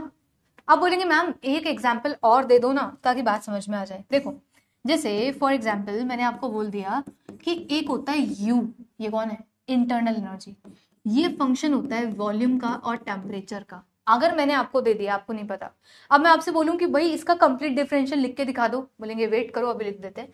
कैसे लिखोगे, आप लिखोगे D U is equals to partial differential of U with respect to volume, बोलो कौन कांस्टेंट, टेम्परेचर, है ना भाई दूसरा वाला, और यहाँ वॉल्यूम, करेक्ट है। फिर लिखोगे डेल यू बाय डेल, क्या लिखना है, टी, बोलो कौन कांस्टेंट, वी, डन है, और यहाँ लिखना डी टी। ये लो जी मैम, ये आ गया कंप्लीट डिफरेंशियल ऑफ यू, बोले तो इंटरनल एनर्जी, करेक्ट है, कर लेंगे ऐसे, बोलेंगे हाँ क्लियर है, कंप्लीट डिफरेंशियल लिखना आ गया, यस। अब बढ़ते हैं आगे, एक एग्जांपल और दे दो मैम। जैसे सपोज करो मैंने आपको लिख दिया कि एच क्या होता है, ये एच क्या था, बोलेंगे अगर ये है आपके पास में, एच क्या था, एच क्या था भाई बताओ, इंटरनल एनर्जी तो यू था, एच क्या है, बोलो भाई, एंथैल्पी। बोलेंगे अगर एच आता है आपके पास में और ये फंक्शन बोला जाता है प्रेशर का और टेम्परेचर का, अगर कोई आपसे ऐसा बोल दे तो बताओ इसका क्या करना है। बोलेंगे मैम लिखेंगे D H is equals to, कुछ तूफानी नहीं होता, वही बेसिक बातें हैं, एच कोई अलग से यहाँ पे नहीं आया, एच एंथैल्पी है। बोलना कि del H by del P at constant temperature D P plus del H by del कौन आएगा, टी, एट कॉन्स्टेंट क्या लिखना है, प्रेशर, डी टी। ये लो जी, ये लो, ये हमने लिख दिया, क्या लिखा है ये, कंप्लीट डिफरेंशियल, खत्म बात। चले आगे, बढ़ सकते हैं आगे। ये आपने सीख लिया कंप्लीट डिफरेंशियल को लिखना in terms of partial differential, कोई दिक्कत कोई परेशानी, चल सकते हैं आगे। ये हमें आ गया कंप्लीट डेरिवेटिव को डिफाइन करना, बढ़े आगे। अब मैम एक बात बताओ, आपने पूछा मेरे से, आपने पूछा मेरे से कि मैम एक बात बताओ, अगर आपको सच में ही इसकी वैल्यू निकालनी हो और आपको ये चाहिए होंगे ना, फिर तो समझ पा रहे हो ना, अपने पास में कोई स्टूडेंट आया और अपने से बोला कि मैम कंप्लीट डिफरेंशियल की वैल्यू आपको निकालनी है, डीपी की वैल्यू निकालनी है, मैंने कहा ओके, तो आपको पार्शियल वैल्यू चाहिए होगी, मैंने कहा हाँ चाहिए, तो मैम बताओ क्या है इसकी वैल्यू, पार्शियल की वैल्यू कैलकुलेट करके दिखाओ। मैंने कहा तुम तो मैथ्स में जा रहे हो, बोला हाँ कैलकुलेट करो, मैंने कहा ठीक है। अगले में हेडिंग डालो पार्शियल डेरिवेटिव को कैसे सॉल्व करते हैं, एक बार जरा वो सीखते हैं। लिखिएगा partial values of partial differentials, है ना। इस पार्शियल डिफरेंशियल को सॉल्व करने वाली वैल्यू सुनना। जैसे फॉर एग्जाम्पल सबसे नंबर 1 अपन ले लेते हैं del P by del T निकालना है कांस्टेंट वॉल्यूम पे, इसकी वैल्यू क्या होगी, करेक्ट है। दूसरा कि ma'am del P by del V निकालना है, या इजी रख लूँ कुछ, वी वाला तो थोड़ा सा हार्ड हो जाएगा, नहीं सही है लिखना ये, अगर ये निकालना है इसकी वैल्यू क्या होगी, डन है ना। ऐसे कुछ 2-3 पार्शियल डेरिवेटिव बना लेते हैं। मैम टफ है थर्मो, मुझे आप लेक्चर 1 और 2 के बाद में बोल देना कि टफ है, ठीक है, बता देना। थोड़ा सा तो देखो मेरे को झेलना पड़ेगा, थोड़ा मुझे झेल लो तुम। उसके लास्ट में अभी मैं इसको मैथ से सॉल्व करूंगी, फिर मैं मेरी ट्रिक से सॉल्व करूंगी, तुम लास्ट में ये जरूर बोल के जाओगे कि मैम सही है, मजा आ गया, ठीक है। थोड़ी सी शांति रख लो बस। तो बढ़ते हैं आगे। अगर मैं आपसे पूछूं कि del P by del T इसकी वैल्यू निकाल दो, है ना। और एक आपसे पूछ लेती हूँ, इजी रख लेते हैं, इजी रख लेते हैं, इसको लास्ट में करूंगी, ये थोड़ा हार्ड है। पहले रख लेते हैं कि v बाई टी वाला, है ना, या रख लेते हैं t बाई वी वाला, करेक्ट है। और लास्ट में रखती हूँ ये वाला, कौन सा वाला, del p by del v वाला, डन है ना। आपसे किसी ने पूछ लिया इन सबकी वैल्यू निकाल दो, इसकी भी, इसकी वैल्यू निकाल दो, डन है, इन सबकी वैल्यू निकाल दो। कैसे करोगे सॉल्व, देखो आना जरा इधर, थोड़ा सा भी, कितनी देर, अभी कितने बजे, 5 बजे ना, मेरे को 5-10 तक झेलना, ठीक है, 5-5 तक झेल लेना। चलो सुनो, अब इसकी वैल्यू कैसे निकालते हैं देखना एक बार, ये मैथ से सॉल्व हो रहा है, ठीक है, सामने देखना। नंबर 1 p बाई टी की वैल्यू निकालनी है, क्या यूज करूं, बोलेंगे ideal gas, PV equals to N R T, N को 1 रख लेते हैं, PV equals to R T, done है ना, ये लिख लिया, इससे तो आएगा ना, और कैसे सॉल्व करोगे, बोलेंगे PV equals to R T, correct है ना। अब सुनो, अगर आपसे मैं ये पूछूं कि भाई del P by del T की वैल्यू, तो तुम मुझे बोलोगे del by del T, ma'am इस प्रेशर की जगह कुछ टेम्परेचर वाला लिखो। मैंने कहा इसमें चलते हैं, प्रेशर को कैसे लिख सकते हैं, तो बोलना आर टी अपॉन में वी, तो मैंने क्या किया, प्रेशर की जगह लिख दिया आर टी अपॉन में वी। भाई जब पी बाई टी होगा तो ये सॉल्व ही नहीं होगा ना, याद है ना अभी पीछे मैंने क्या बोला था कि अगर आपको डेरिवेटिव जिसका करना है, जिसकी रेस्पेक्ट में करना है, वही ऊपर होना चाहिए ना, वरना तो जीरो आ जाएगा। तो बोला हाँ यहाँ टेम्परेचर की टर्म होनी चाहिए, तो वो मैंने ऐसे लगा दी, टेम्परेचर की टर्म, समझ में आया। अभी सुनो, बोलेंगे अब जब इसको सॉल्व करेंगे, आर बाहर क्योंकि कांस्टेंट है, वॉल्यूम बाहर क्यों, क्योंकि कांस्टेंट है ना, तो बोला वॉल्यूम भी बाहर, बचा क्या, बोलेंगे यहाँ से बचा डेल टी अपॉन में डेल टी, वो क्या होता है, वो क्या होता है 1, मतलब ये पूरा ब्रैकेट क्या हो गया 1, तो आंसर क्या बचा, आर बाई वी, करेक्ट है। मैथ्स लगा रही हूँ सिंपल, बोलेंगे क्या आया आंसर, आर बाई वी। कैसे आया, समझ में आया ना, प्रेशर की जगह पे टेम्परेचर वाली चीज पुट कर दी कि भाई प्रेशर की जगह क्या लिख सकते हो, R T by V, R constant V constant बाहर आ गए, अंदर बचा ये वो 1 हो गया, तो खत्म आंसर। कितने लोगों को समझ में आ गया ये, बोलो भाई एक बार रिस्पॉन्स दे दो बस, कितने लोगों को बात समझ में आ गई, बोलो भाई।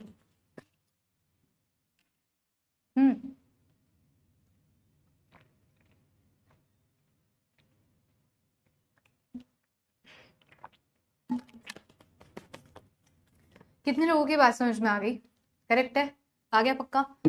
चलो अब बढ़ते हैं आगे, दूसरा वाला सॉल्व करते हैं, देखना सामने, सेकंड वाला सॉल्व कर रही हूँ। सेकंड में क्या है देखते हैं, सेकंड में दे रखा है del V by del T, है ना, del V by del T at constant pressure, सही है।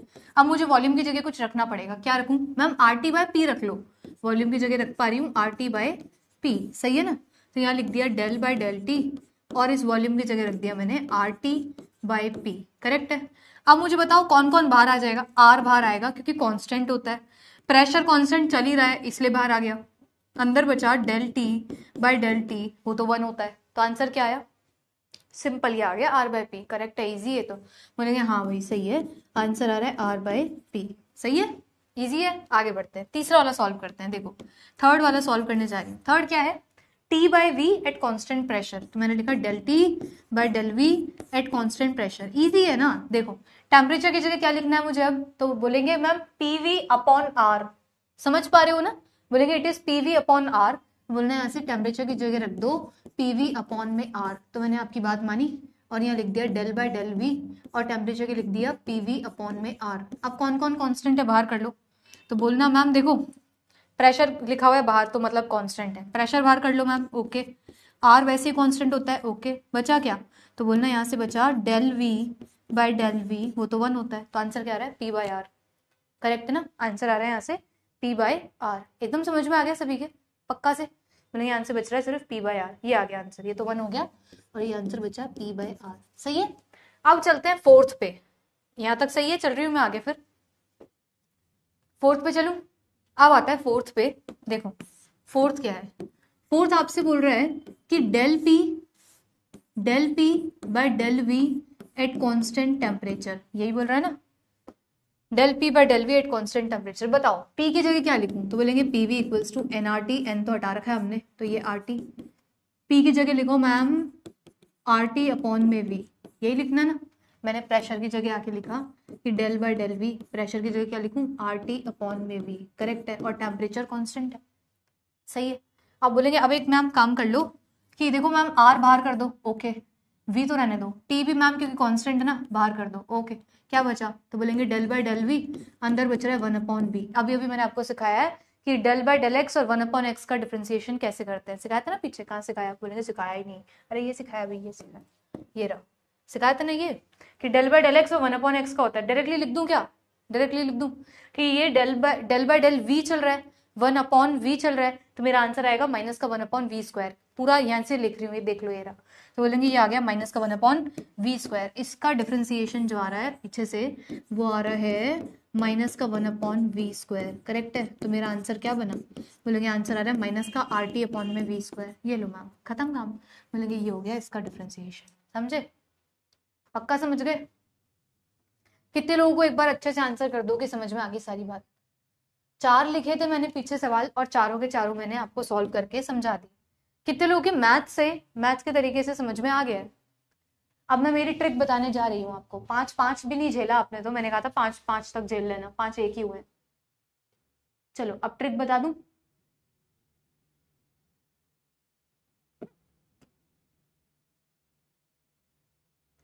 क्लियर है, चलो भाई अब चलते हैं अपन ट्रिक से, है ना। इन चारों सवालों को ना मैं कॉपी कर रही हूँ एक बार, ठीक है, मैं कॉपी कर रही हूँ ताकि मुझे दोबारा ना लिखने पड़े। यहाँ कॉपी कर लिया मैंने और अब मैं इनको ट्रिक से सॉल्व कर रही हूँ, ठीक है। मैथ से मैंने आपको दिखा दिया, सिखा दिया, मैं ट्रिक से सॉल्व कर रही हूँ। ये ट्रिक कहीं नहीं है, मैं खुद ही बनाया है। और दूसरी बात ये ना, इस ट्रिक से ऑफेंड भी मत होना। मैथ्स वालों ज्यादा दिमाग मत लगाना है, तुम्हारे लिए नहीं है। जो तुम्हारे लिए था वो पीछे मैंने सॉल्व कर दिया, ठीक है। अब कोई ऑफेंड मत होना कि ऐसे थोड़ी होता है मैथ्स में, अरे मैथ्स नहीं है ये, कोई लॉजिक नहीं है, सिर्फ ट्रिक है, ठीक है। सुनना, देखो ट्रिक क्या बोलती है कि ट्रिक मेरी ये बोलती है आपको कि जो आपको पी बाई टी निकालना है ना, मुझे बताओ क्या होता है। बोलेंगे P V equals to N R T, अभी के लिए आर टी, करेक्ट है। पी बाई टी चाहिए, सिंपल पी बाई टी का रेशो निकाल दो। बोलो पी बाई टी का रेशो क्या आएगा, P by T will be equals to R by V, बस यही आंसर है। तो यहाँ लिख देना ये आंसर फर्स्ट। जब भी आपको del P by del T at constant volume निकालना हो तो सिंपल लिख देना आर बाई वी। सही है, बहुत टाइम बच जाएगा और ये सही भी है। बोलेंगे आंसर वही वही आ रहा है क्या, चेक भी कर लो। आंसर वही आ रहा है क्या, वही आ रहा है क्या, आंसर वही आ रहा है, आर बाई वी करेक्ट है। चलो भाई दूसरा, बोलेंगे दूसरे में आपको चाहिए कि del V by del T at constant pressure, मतलब तुम्हें वी बाई टी चाहिए, तो रेशो निकाल लो। ये देखो क्या चाहिए, v बाई टी, तो रेशो आएगा r बाय पी, बस यही आंसर है, लिख देना कि r बाय पी। सही है, आ गया दूसरा आंसर, ठीक है। चले आगे, बोले तीसरा क्या है, तीसरा है t बाय वी। बोलो ओके, ये आया del T by del V at constant pressure. बोलो भाई t बाय वी का रेशो क्या आएगा, बोलेंगे t बाय वी निकालना है ना, ये आएगा p बाय r, बस यही आंसर है। तो लिख देना यहाँ से आंसर आ रहा है p बाय r, बस आ गया आंसर। क्लियर है क्या, मैं मैच कर लूँ, सेम है क्या।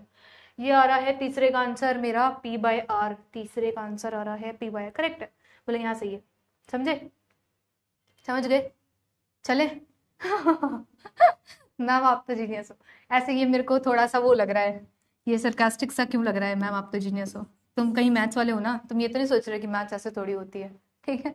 ये सिर्फ ट्रिक है टाइम सेव करने के लिए और कुछ नहीं है, ठीक है। अब बोलेंगे मैम लेकिन फोर्थ, अब मैम फंसेगी फोर्थ में जाके, ठीक है ना। अब सुनना फोर्थ में क्या हो रहा है देखते हैं, एक बार बात करते हैं। देखो फोर्थ में अब थोड़ा सा आपको, ये पोल कहाँ से आ रहा है, सुनो।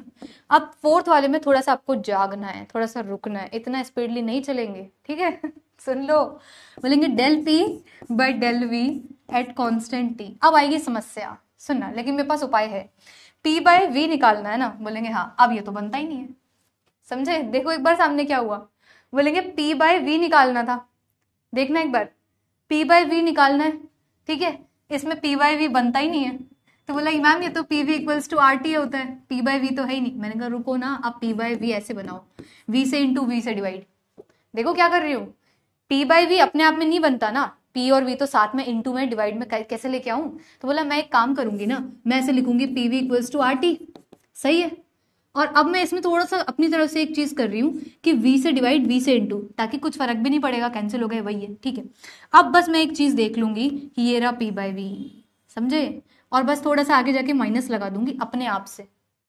जैसे ही मैं कुछ भी उसमें चेंजेस कर रही हूँ ना, तो मैं आगे जाके माइनस लगा दूंगी। क्यों लगाया माइनस, ये मेरी ट्रिक है, ठीक है। मैंने बोला आगे जाके माइनस लगा दो, v से इंटू v से डिवाइड, ये आ गया p/v, किसके बराबर आ रहा है, माइनस का RT, इन दोनों v को नीचे भेज दो तो v², खत्म काम। बोलेंगे ये आ गया कि माइनस का RT अपॉन में v², ये लो, डन है, ऐसे आता है, सही है। अब कोई बोले अगर मेरे से, चलो पहले तुम ये नोट करो, फिर एक तुम मुझे बताओगे क्या आ रहा है। पहले एक बार ये नोट कर लो, फिर एक और का आंसर मुझे आप देना। समझ गए ना इतना? फिजिकल बहुत टफ होता है क्या मैम? अगर थोड़ा सा आप समझ के चलो तो नहीं होता। हम मैथ सही कर लेंगे, कर लो भाई, जो तुमको अच्छा लगे वैसे कर लो, है ना। मैं तो नहीं यूज लेती यहाँ पे मैथ्स, क्योंकि बहुत टाइम लग जाता है। सिंपल आप ऐसे कर सकते हो, आंसर गलत कभी नहीं आएगा, आंसर सही आएगा, सब में अजमाया हुआ है ये मैंने, ठीक है, सही आएगा आंसर। बोलेंगे ठीक है, ये बात समझ में आई कि नहीं फोर्थ वाली। फोर्थ में क्या किया, अगर आप फोर्थ वाले को समझ गए ना, तो एक आंसर मुझे दो, एक आप आंसर दो। देखो फिफ्थ मैं लिखने जा रही हूँ, फिफ्थ वाला, फिफ्थ, ठीक है। फिफ्थ का आपके पास क्वेश्चन है कि del V by del P at constant temperature क्या होता है, ठीक है। अब तुम्हें सिंपल ये देखना है कि पीवी इक्वल्स टू तो RT होता है। अब v और p तो आते ही नहीं है ऐसे डिवाइड में, ये तो इंटू में है, क्या करूं, तो बोलेंगे p बनाना है ना, तो p से डिवाइड, p से इंटू और एक माइनस, करेक्ट है, ये लो जी, ये मिल गया। तो बोलना v by P is equals to minus का RT अपॉन में p²। अब मैथ से कितना जल्दी हो गया ये, तो इसका आंसर लिख देना माइनस का RT अपॉन में p², खत्म काम। समझे, कितने लोग समझे, बोलो। ट्रिक ने कर दिया मैथ्स का सत्यानाश, हाँ दी कर दिया, ठीक है ना, कर दिया। क्योंकि टाइम सेव हो रहा है ना, कॉम्पिटिटिव एग्जाम में ऐसी चीजें चाहिए होती हैं, वरना तो मैथ्स से टाइम लग जाता है। मैथ्स अपनी जगह ठीक है, बट टाइम टेकिंग है थोड़ा। माइनस का RT अपॉन में p², कैसे किया, कि जो बनाना है वो बना लो, इंटू डिवाइड करके और आगे माइनस लगा देना, खत्म काम। समझे ना कैसे, कि जैसे पीवी इक्वल्स टू, फिर से बता देती हूँ, RT है।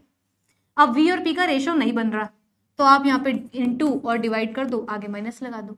बोलना ये बन गया v बाई पी, तो v by P is equals to minus का RT, इन दोनों p को उधर भेजो तो p², खत्म। समझ गए, पक्का समझ गए, रिपीट करना है कुछ, बोलो भाई। बस ये था, पार्शियल डिफरेंशिएशन की वैल्यू ऐसे निकलती है, ये रही आपके सामने, ठीक है, कर लोगे, चल सकते हैं आगे। ये बात अब मैथ्स वालों को डाइजेस्ट नहीं हुई, तो तुम अपने तरीके से कर लेना ना भाई, मैं तुमको कोई बाउंड थोड़ी कर रही हूँ कि तुम्हें ट्रिक ही फॉलो करनी है, जिसको जो अच्छा लगे वैसे कर लो, सही है, जिसको जो बढ़िया लगे वो वैसे कर ले। चलो बड़े आगे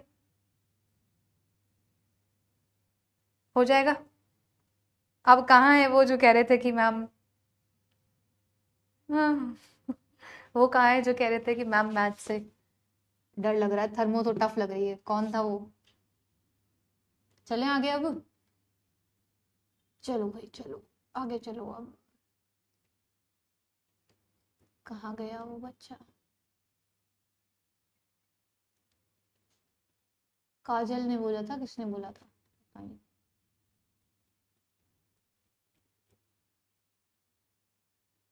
चलो भाई अब बढ़ते हैं आगे, ये सब तो हो गया है।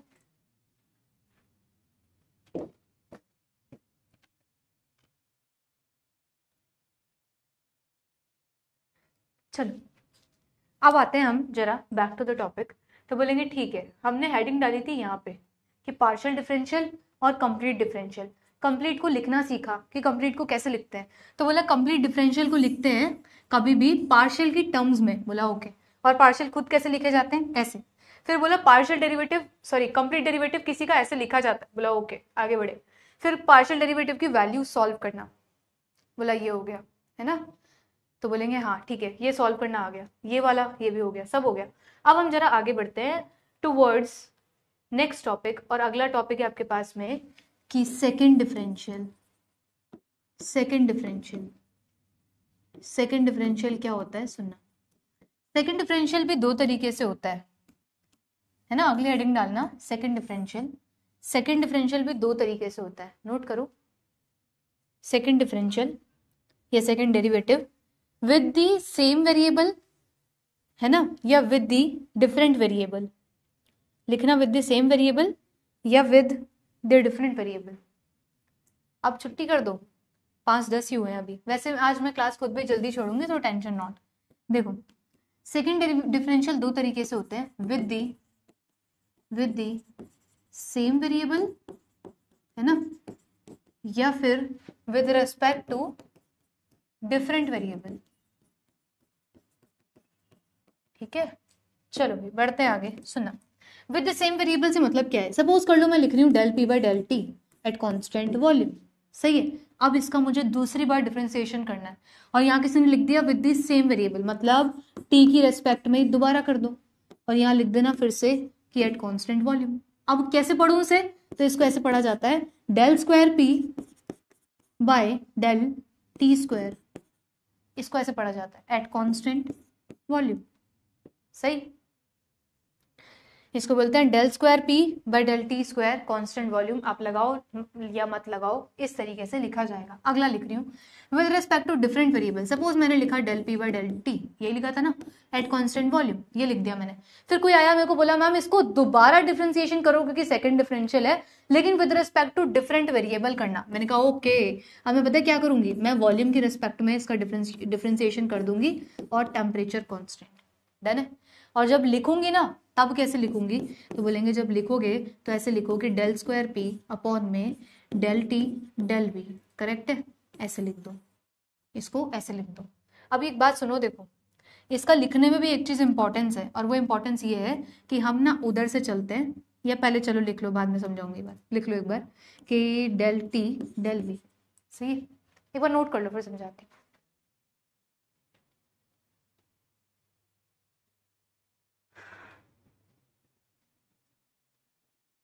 है ना, ये जो ट्रिक थी ना ये मैंने अपने नेट के टाइम पे निकाली थी, क्योंकि आगे के जब आप क्वेश्चंस देखोगे ना तो थोड़ा इनकी नीड होगी और फिर समय लगता है, तो समय बचाने के लिए ये चीज मैंने सोची, फिर 3-4 जगह इसको ट्राई करके देखा, सही बैठ गई।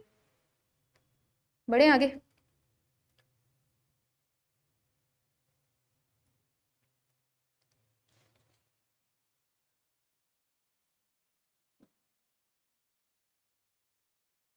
बढ़े आगे। क्या बोल रहे हैं कि मैम प्रेशर के वेरिएबल नहीं लिख सकते, प्रेशर के वेरिएबल क्या होता है,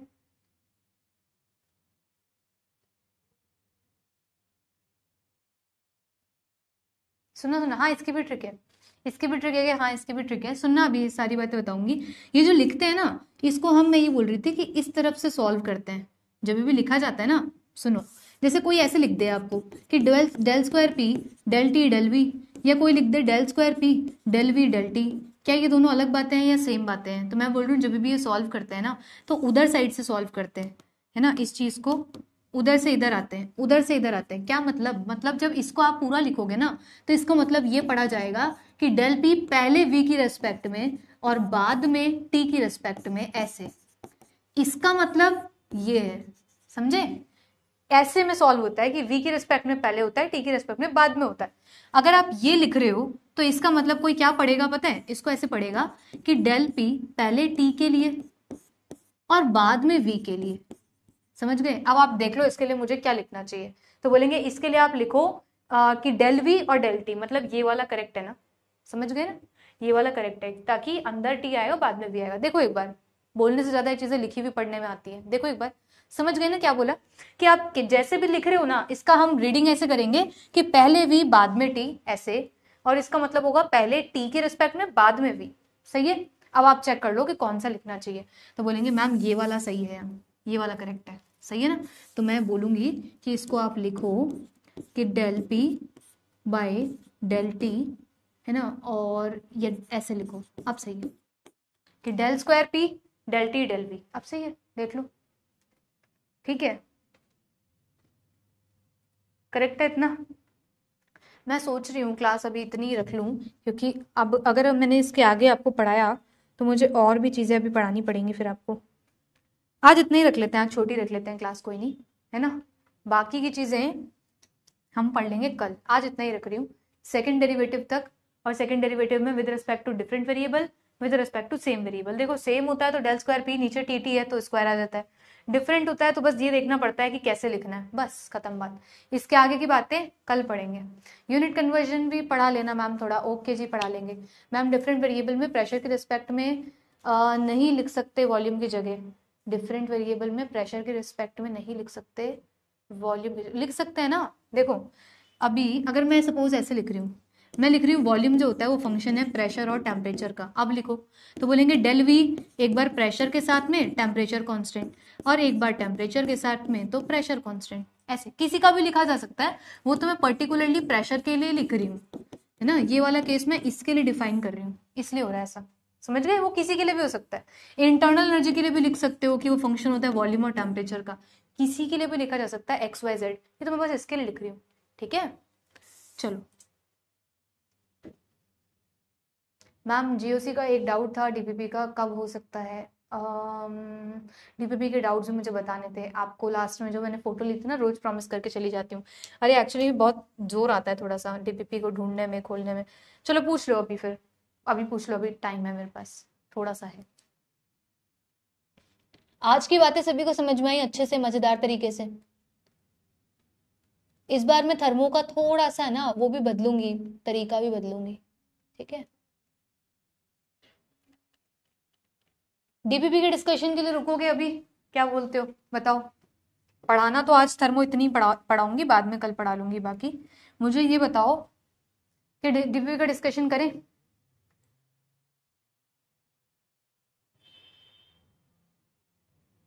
इजी लगेगी तुमको थर्मो, टेंशन नॉट, कोशिश करूंगी उसको आसान ही बनाऊं। कर ले अभी, डीपीपी में लास्ट में मैंने आपसे फोटो वोटो ली थी कोई, देखूं क्या है, देखने का ही समय नहीं मिलता है।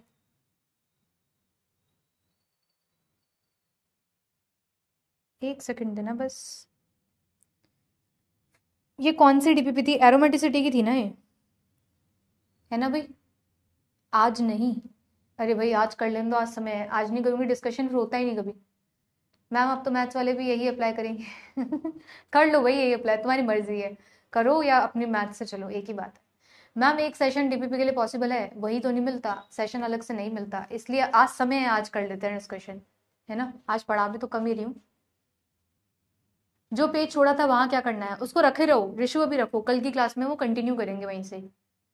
जो मैंने ये 3 लाइनों के बाद में आपको स्पेस छोड़वाया था ना, समझ गए ना, यहाँ पे स्पेस रखना, यहाँ मैं बताऊंगी कल, है ना, ठीक है।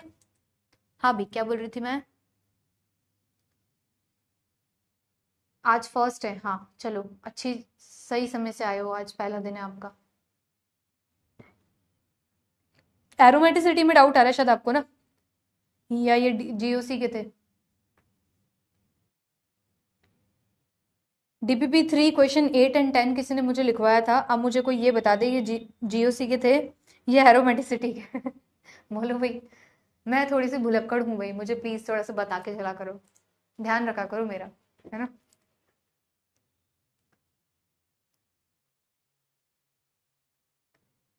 क्वेश्चंस बताओ मैम को, नहीं क्वेश्चंस हैं, ये बताओ ये जीओसी क्या है कि एरोमेटिसिटी क्या है, मैं देख लेती हूँ एक सेकंड। एरोमेटिसिटी के हैं ये, एरोमेटिसिटी के मुझे मिल गए।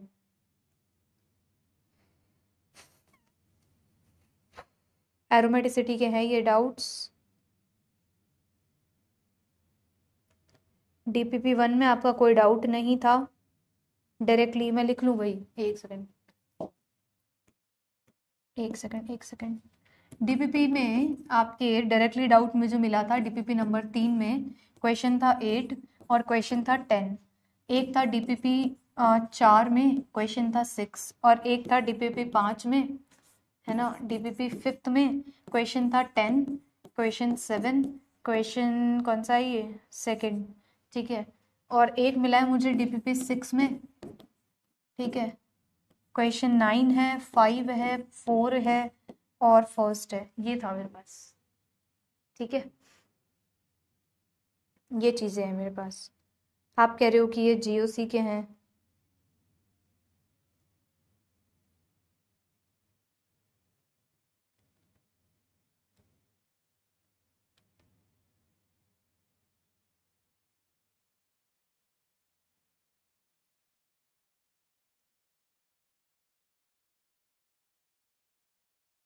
अच्छा जीओसी के हैं, ठीक है ठीक है। जीओसी के हैं, जीओसी के, तो जीओसी की मेरे को निकालनी पड़ेगी पीपीटी, वो डीपीपीस।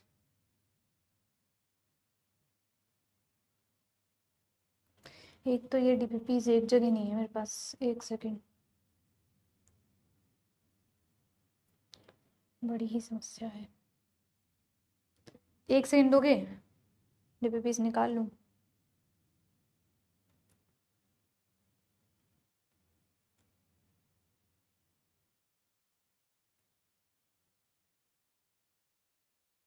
एक सेकेंड देना ना प्लीज, डीपीपीस मैं मंगा ही लूँ, एक जगह नहीं है मेरे पास।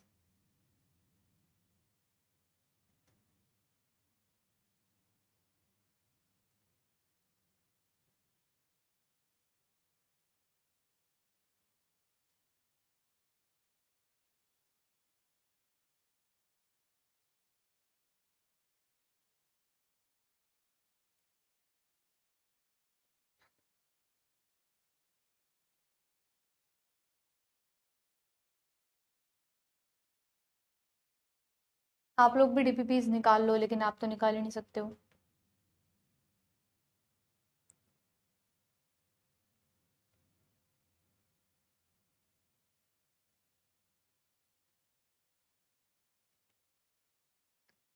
When we will do the aromaticity 1, aromaticity में भी है क्या? कितने डाउट है भाई तुम्हारे?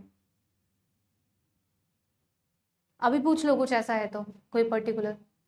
मैम नेक्स्ट सेशन में करा लेना एकदम स्टार्ट में ही। नहीं मैं नहीं करवा पाती हूँ, फिर मैं टाल ही देती हूँ। मैं बहुत बड़ी प्रोकास्टिनेटर हूँ भाई, तुम्हें पता नहीं है अभी। इसलिए इसलिए मेरे से अभी हो रहा है, अभी करवा लो, अगले सेशन की नहीं पता।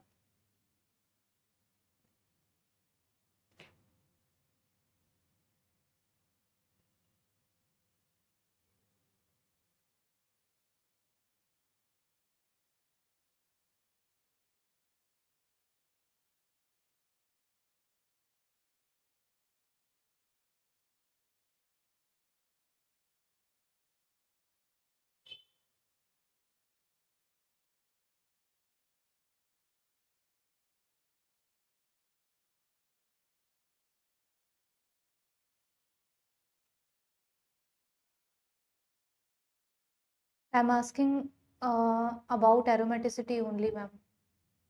एरोमेटिसिटी का आप मुझे डीपीपी नंबर बता दो। डीपीपी नंबर बता रहे हैं कि नंबर 9।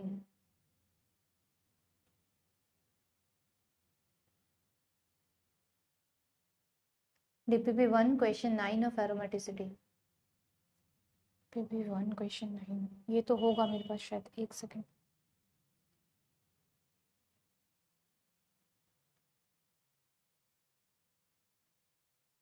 एक सेकंड देना बस। डीपीपी 1 एरोमेटिसिटी का क्वेश्चन 9 पूछ रहे हो। एरोमेटिसिटी की एक्चुअली डीपीपीज हैं मेरे पास, ये नहीं है, इससे थोड़ी सी दिक्कत आ रही थी। एक मिनट।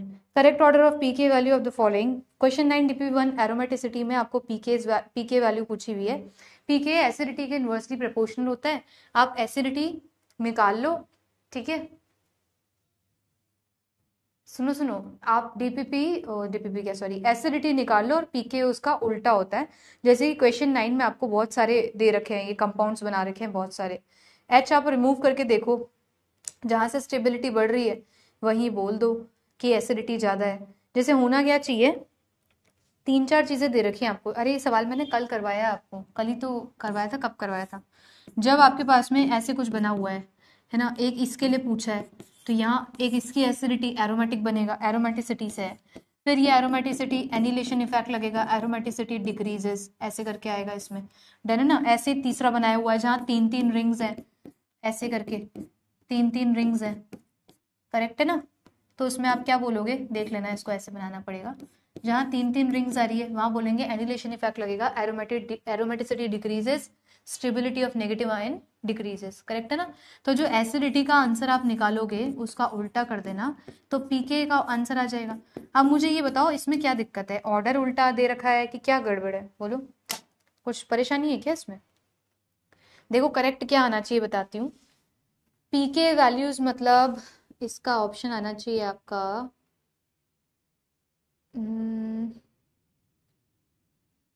फर्स्ट वाले का सबसे पीछे, क्योंकि वो अच्छा खासा एसिडिक है, एरोमेटिक है। ठीक है, थर्ड और फोर्थ में डाउट तो नहीं है।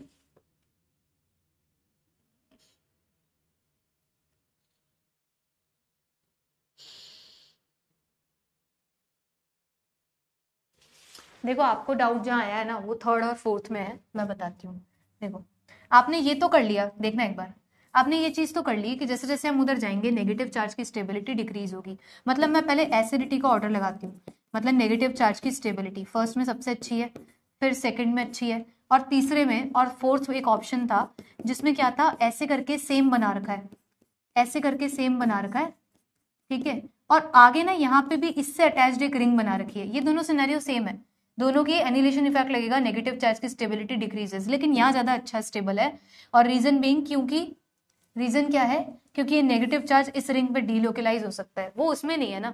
देखो आप, सब कुछ सेम है बट इसमें नेगेटिव चार्ज डीलोकलाइज हो सकता है, तो यहाँ पे आना चाहिए कि फोर्थ वाले की एसिडिटी अच्छी है और थर्ड वाले की पीछे है। ये एसिडिटी का ऑर्डर है। जब आप यहाँ पे पीके का ऑर्डर लगाओगे तो रिवर्स ऑर्डर आ जाएगा कि फर्स्ट पीछे, फिर ये आगे, फिर फोर्थ और फिर थर्ड। समझे, करेक्ट आ गए, समझ में आया। ठीक है, बात समझ में आ रही है। अब बताइए, और मैं देखूं आई क्या मेरे पास में। हाँ आ गई भाई, डीपीपीज आ गई, बताओ। अरे यार ये क्या भेज दिया है, एक सेकंड।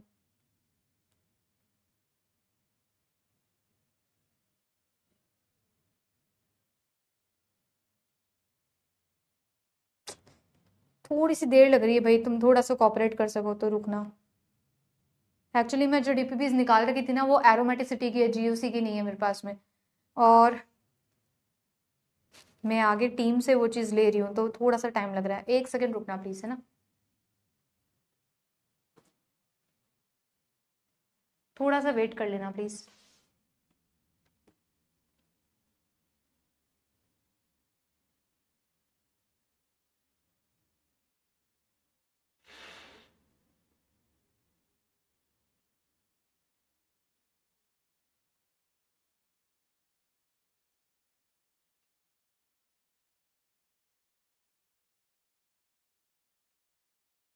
लास्ट वाला स्ट्रक्चर अच्छे से बनाऊं, एक मिनट। लास्ट वाला स्ट्रक्चर कह रहे हैं मैम अच्छे से बना दो एक बार। देखो लास्ट वाले स्ट्रक्चर में और इस वाले स्ट्रक्चर में क्या अंतर है, थर्ड और फोर्थ में, सुनना एक बार। देखो थर्ड वाले स्ट्रक्चर में ऐसे बना हुआ है,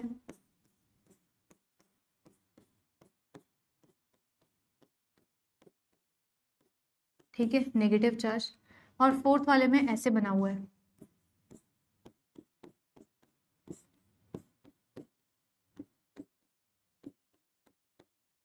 और यहाँ जो ये चार्ज आ रहा है इससे रिंग भी लगी हुई है, ये नेगेटिव चार्ज।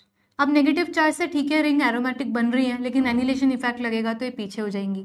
डिफरेंस पॉइंट ये है कि ये ऐसे डीलोकलाइज हो सकता है इस रिंग पे, जो यहाँ नहीं है, ये कह रही हूँ, ठीक है। ये डीलोकलाइजेशन हो सकता है इसमें, जो कि इसमें नहीं है, इसलिए ये इससे ज्यादा स्टेबल है। अगर इसको आप थर्ड बोलते हो, इसे आप फोर्थ बोलते हो, तो यहाँ मैं ये कह रही हूँ कि नेगेटिव चार्ज की स्टेबिलिटी इसमें ज्यादा है, फोर्थ में नेगेटिव चार्ज स्टेबल है थर्ड से।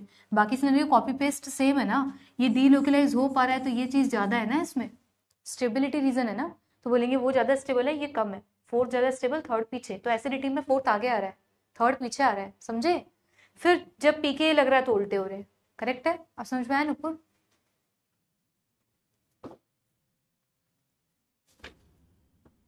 हाँ जी भाई, आ गई डीपीपी आ गई। बोलो भाई, अब क्या था डीपीपी जीओसी की में, जीओसी में आपने पूछा question DPP third, question eighth and tenth.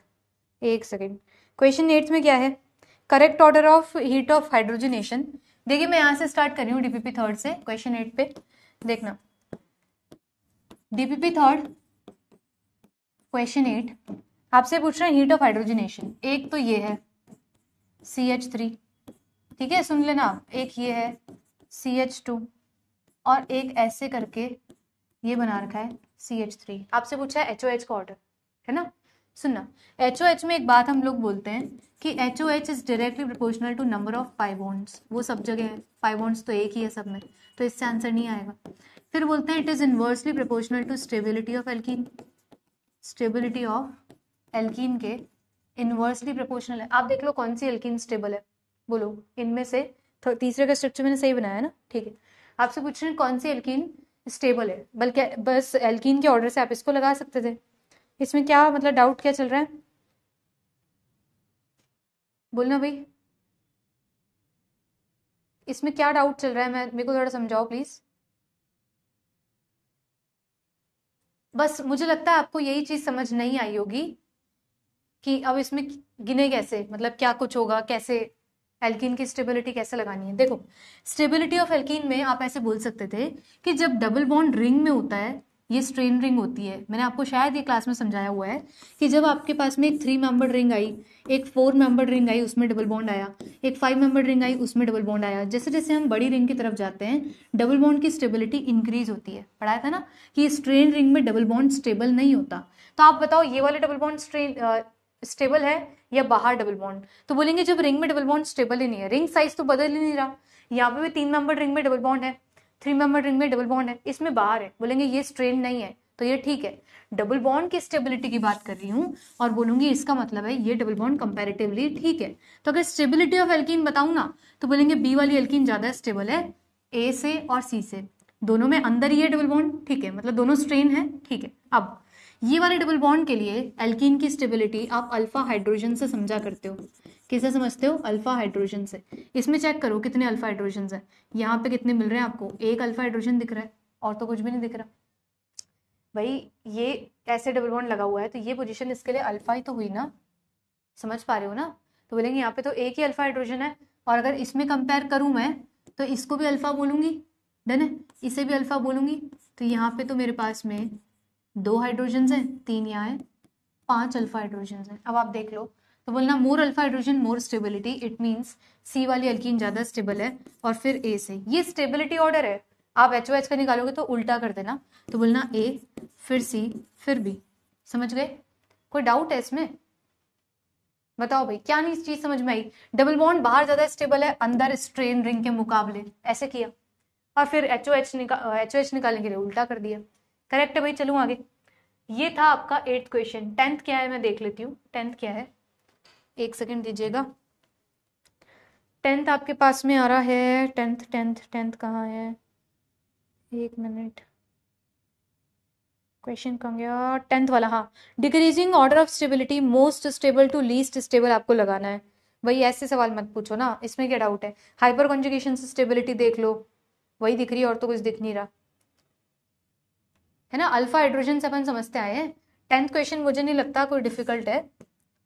देखिएगा डीपीपी 3 क्वेश्चन 10, अल्फा हाइड्रोजन से इसमें स्टेबिलिटी बता दो आप कार्बोकेटाइन की। क्या समस्या है, समस्या बताओ। ऑर्डर गलत है, आंसर गलत है, क्या दिक्कत है?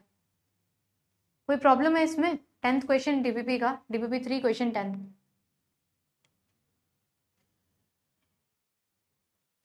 जल्दी बताओ फिर मैं नेक्स्ट पे जाऊं। चल सकती हूँ आगे, इसमें कुछ भी नहीं है, आपको ऑर्डर बताना है स्टेबिलिटी का अल्फा हाइड्रोजन से। चेक कर लो, पहले ऑप्शन में 2 दिख रहे हैं, तीसरे ऑप्शन में 6 दिख रहे हैं, ठीक है। नेक्स्ट वाले ऑप्शन में कितने दिख रहे हैं? 3 और 3 3 कितने होते हैं? ये 9 दिख रहे हैं। इससे अगले में 2 दिख रहे हैं, ऐसे करके उससे नेक्स्ट में 4 दिख रहे हैं। क्या है इसमें, कर लोगे ना? चलूँ आगे, नेक्स्ट पे चलती हूँ। डीपीपी 4 3 तो डन है, नेक्स्ट पे जा रही हूँ डीपीपी 4 पे। क्वेश्चन 6 है डीपीपी 4, एक सेकेंड, डीपीपी 4 क्वेश्चन 6।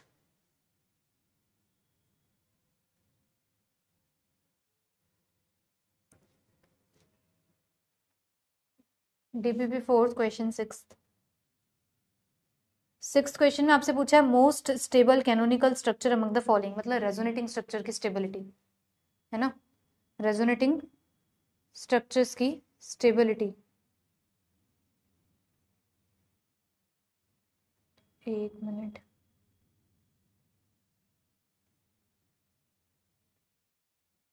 आपसे पूछा है रेजोनेटिंग स्ट्रक्चर की स्टेबिलिटी, जिसमें आपके पास में ऑक्सीजन पे पॉजिटिव चार्ज आ रहा है, वो तो स्टेबल होगा ही नहीं। DPP 4 क्वेश्चन 6 आपसे ये बोल रहे हैं 3 स्ट्रक्चर दे रखे हैं, आप रूल भी फॉलो कर सकते हो कि ऑक्टेट किसका पूरा है उससे कर लो, फिर आप बोलना मोस्ट क्या पूछा है, स्टेबल, सबसे स्टेबल कौन सा है, जहां देखो ऐसे भी डायरेक्टली भी कर सकते हो, जिस पे ऑक्सीजन पे पॉजिटिव चार्ज है वो इलेक्ट्रोनेगेटिव है, ऑक्टेट पूरा है क्या, आप उससे चेक कर लो, मोर इलेक्ट्रोनेगेटिव पे नेगेटिव चार्ज होना चाहिए ना, पॉजिटिव चार्ज है उल्टा। इसमें क्या डाउट है, एक बार डाउट डिस्कस करो ना, बताओ मुझे क्या दिक्कत आ रही है इसमें। 6th वाले क्वेश्चन में DPP 4 में क्या दिक्कत आ रही है, जब मैं डिस्कशन करती हूँ जो आप लोग बताते नहीं हो भाई। रूल फॉलो कर लो, रूल से हो जाएगा। सबसे पहले कि ऑक्टेट पूरा होना चाहिए, फिर दूसरा क्या लिखते हैं कि मोर दूसरा आप क्या लिखते हो, ऑक्टेट कंप्लीट होना चाहिए, फिर अपन लिखते हैं OLS rule, localization of charge. इससे पहले लिखते हैं कि न्यूट्रल स्ट्रक्चर ज्यादा स्टेबल होते हैं चार्ज से, फिर लोकलाइजेशन, और फिर 4th पॉइंट आता है आपके पास में चार्ज सेपरेशन। डन है ना, ऐसे करके। क्या दिक्कत समस्या है यहाँ पे, आप चेक करो इसमें जो लास्ट वाला ऑप्शन मिल रहा है जिसपे ऑक्सीजन पे पॉजिटिव चार्ज है उसका ऑक्टेट कंप्लीट है, बाकी कहीं भी नहीं है। पहले में भी कार्बोकेटाइन बन रहा है, दूसरे में भी कार्बोकेटाइन बन रहा है, ऑक्टेट ही पूरा नहीं है, खत्म काम। चलो तीसरा स्ट्रक्चर स्टेबल है सबसे ज्यादा। आगे बढ़ती हूँ, DPP 4 भी हो गई, DPP 5th में चल रही हूँ। DPP 5th, DPP 5th question 2nd 7th और 10th। क्वेश्चन 2nd में है which of the carbocation is most stable, है ना, आप इसको चेक करो, एक्सटेंडेड कॉन्जुगेशन क्रॉस कॉन्जुगेशन से अच्छी होती है। अब आप देख लो, ए ऑप्शन में क्रॉस दिख रहा है, ठीक है, दूसरे ऑप्शन में एक्सटेंडेड दिख रहा है, लास्ट वाले ऑप्शन में भी एक्सटेंडेड नहीं, लास्ट वाले ऑप्शन में कॉन्जुगेशन ही पूरी नहीं है 4th में, है ना, और सी वाले ऑप्शन में पॉजिटिव चार्ज के ऊपर ही डबल बॉन्ड लगा रखा है, वो भी स्टेबल नहीं है। मेरे अकॉर्डिंग यहाँ से मुझे बी वाला दिख रहा है, बाकी आप लोग देख लेना। 2nd का बी सही है, दे तो रखा है आंसर, सही तो है, क्या दिक्कत है। 2nd 7th क्या है, 7th में आपको बोल रखा है कि most stable resonating structure of the following molecule, same octet check करना है।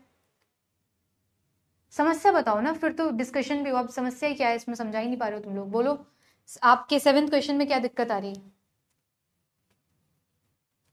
बताओ।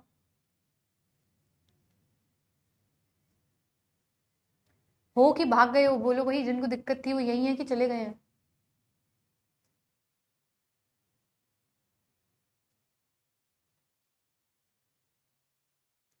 सेवेंथ में क्या समस्या है बताओ। DPP 6 को ना बाद में डिस्कस कर लूंगी, कल कर लूंगी, अभी मैं DPP 5 तक ही कर रही हूँ बस। मुझे बताना इनमें क्या समस्या है, क्वेश्चन 2nd तो हो गया, 7th वाले में क्या दिक्कत आ रही है। ऑक्टेट रूल से कर सकते हो, आराम से हो जाएगा। 10th वाले में क्या पूछा है, मोस्ट स्टेबल कार्बोकेटाइन, ये मैंने आपको रूल सिखा रखे, इनमें आपको रूल सिखा रखे हैं कि जब ऑक्सीजन हो अल्फा हाइड्रोजन से कर लेना, ठीक है। एक बार मुझे ना दिक्कत समस्या बताना, तब तो मैं डिस्कस कर भी पाऊँ प्रॉब्लम क्या आ रही है। एरोमेटिसिटी के बता दो, एरोमेटिसिटी के पुनीत कल डिस्कस करती हूँ, ठीक है।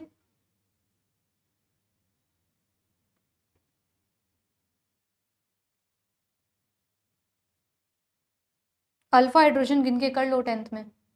मैम मुझे बस DPP 6 के 4th में डाउट है, DPP 6 कल डिस्कस करती हूँ ना, आज इतने ही कर लेती हूँ। मुझे पता है थोड़ा सा टाइम जरूर वेस्ट हो गया और डिस्कशन थोड़ा कम हुआ है, कुछ लोग जा भी चुके हैं, बट एक्चुअली आज मैं तैयारी से नहीं आई थी DPPs लेके, इसलिए थोड़ा सा टाइम लग गया, है ना। कल मैं पूरी प्रिपरेशन से आऊंगी, सारे DPPs लेके, कल अच्छे से और डिस्कस करते हैं, आज इतना ही रख लेते हैं, ठीक है। DPP 6 में भी थोड़े डाउट है आप लोगों के, वो मैं कल डिस्कस कर लेती हूँ। एरोमेटिसिटी के DPPs भी मैं लेके आऊंगी, और आज कल भी मैं थोड़ा ही पढ़ाऊंगी, ठीक है, फिर आपके डाउट्स लूंगी। तो बने रहना प्लीज, कल भागना मत, आज कुछ लोग चले भी गए हैं, ठीक है ना। कल डिस्कस करते हैं बाकी चीजें, थोड़ी सी आज जल्दी में हूँ, ठीक है। All the very best, thank you so much.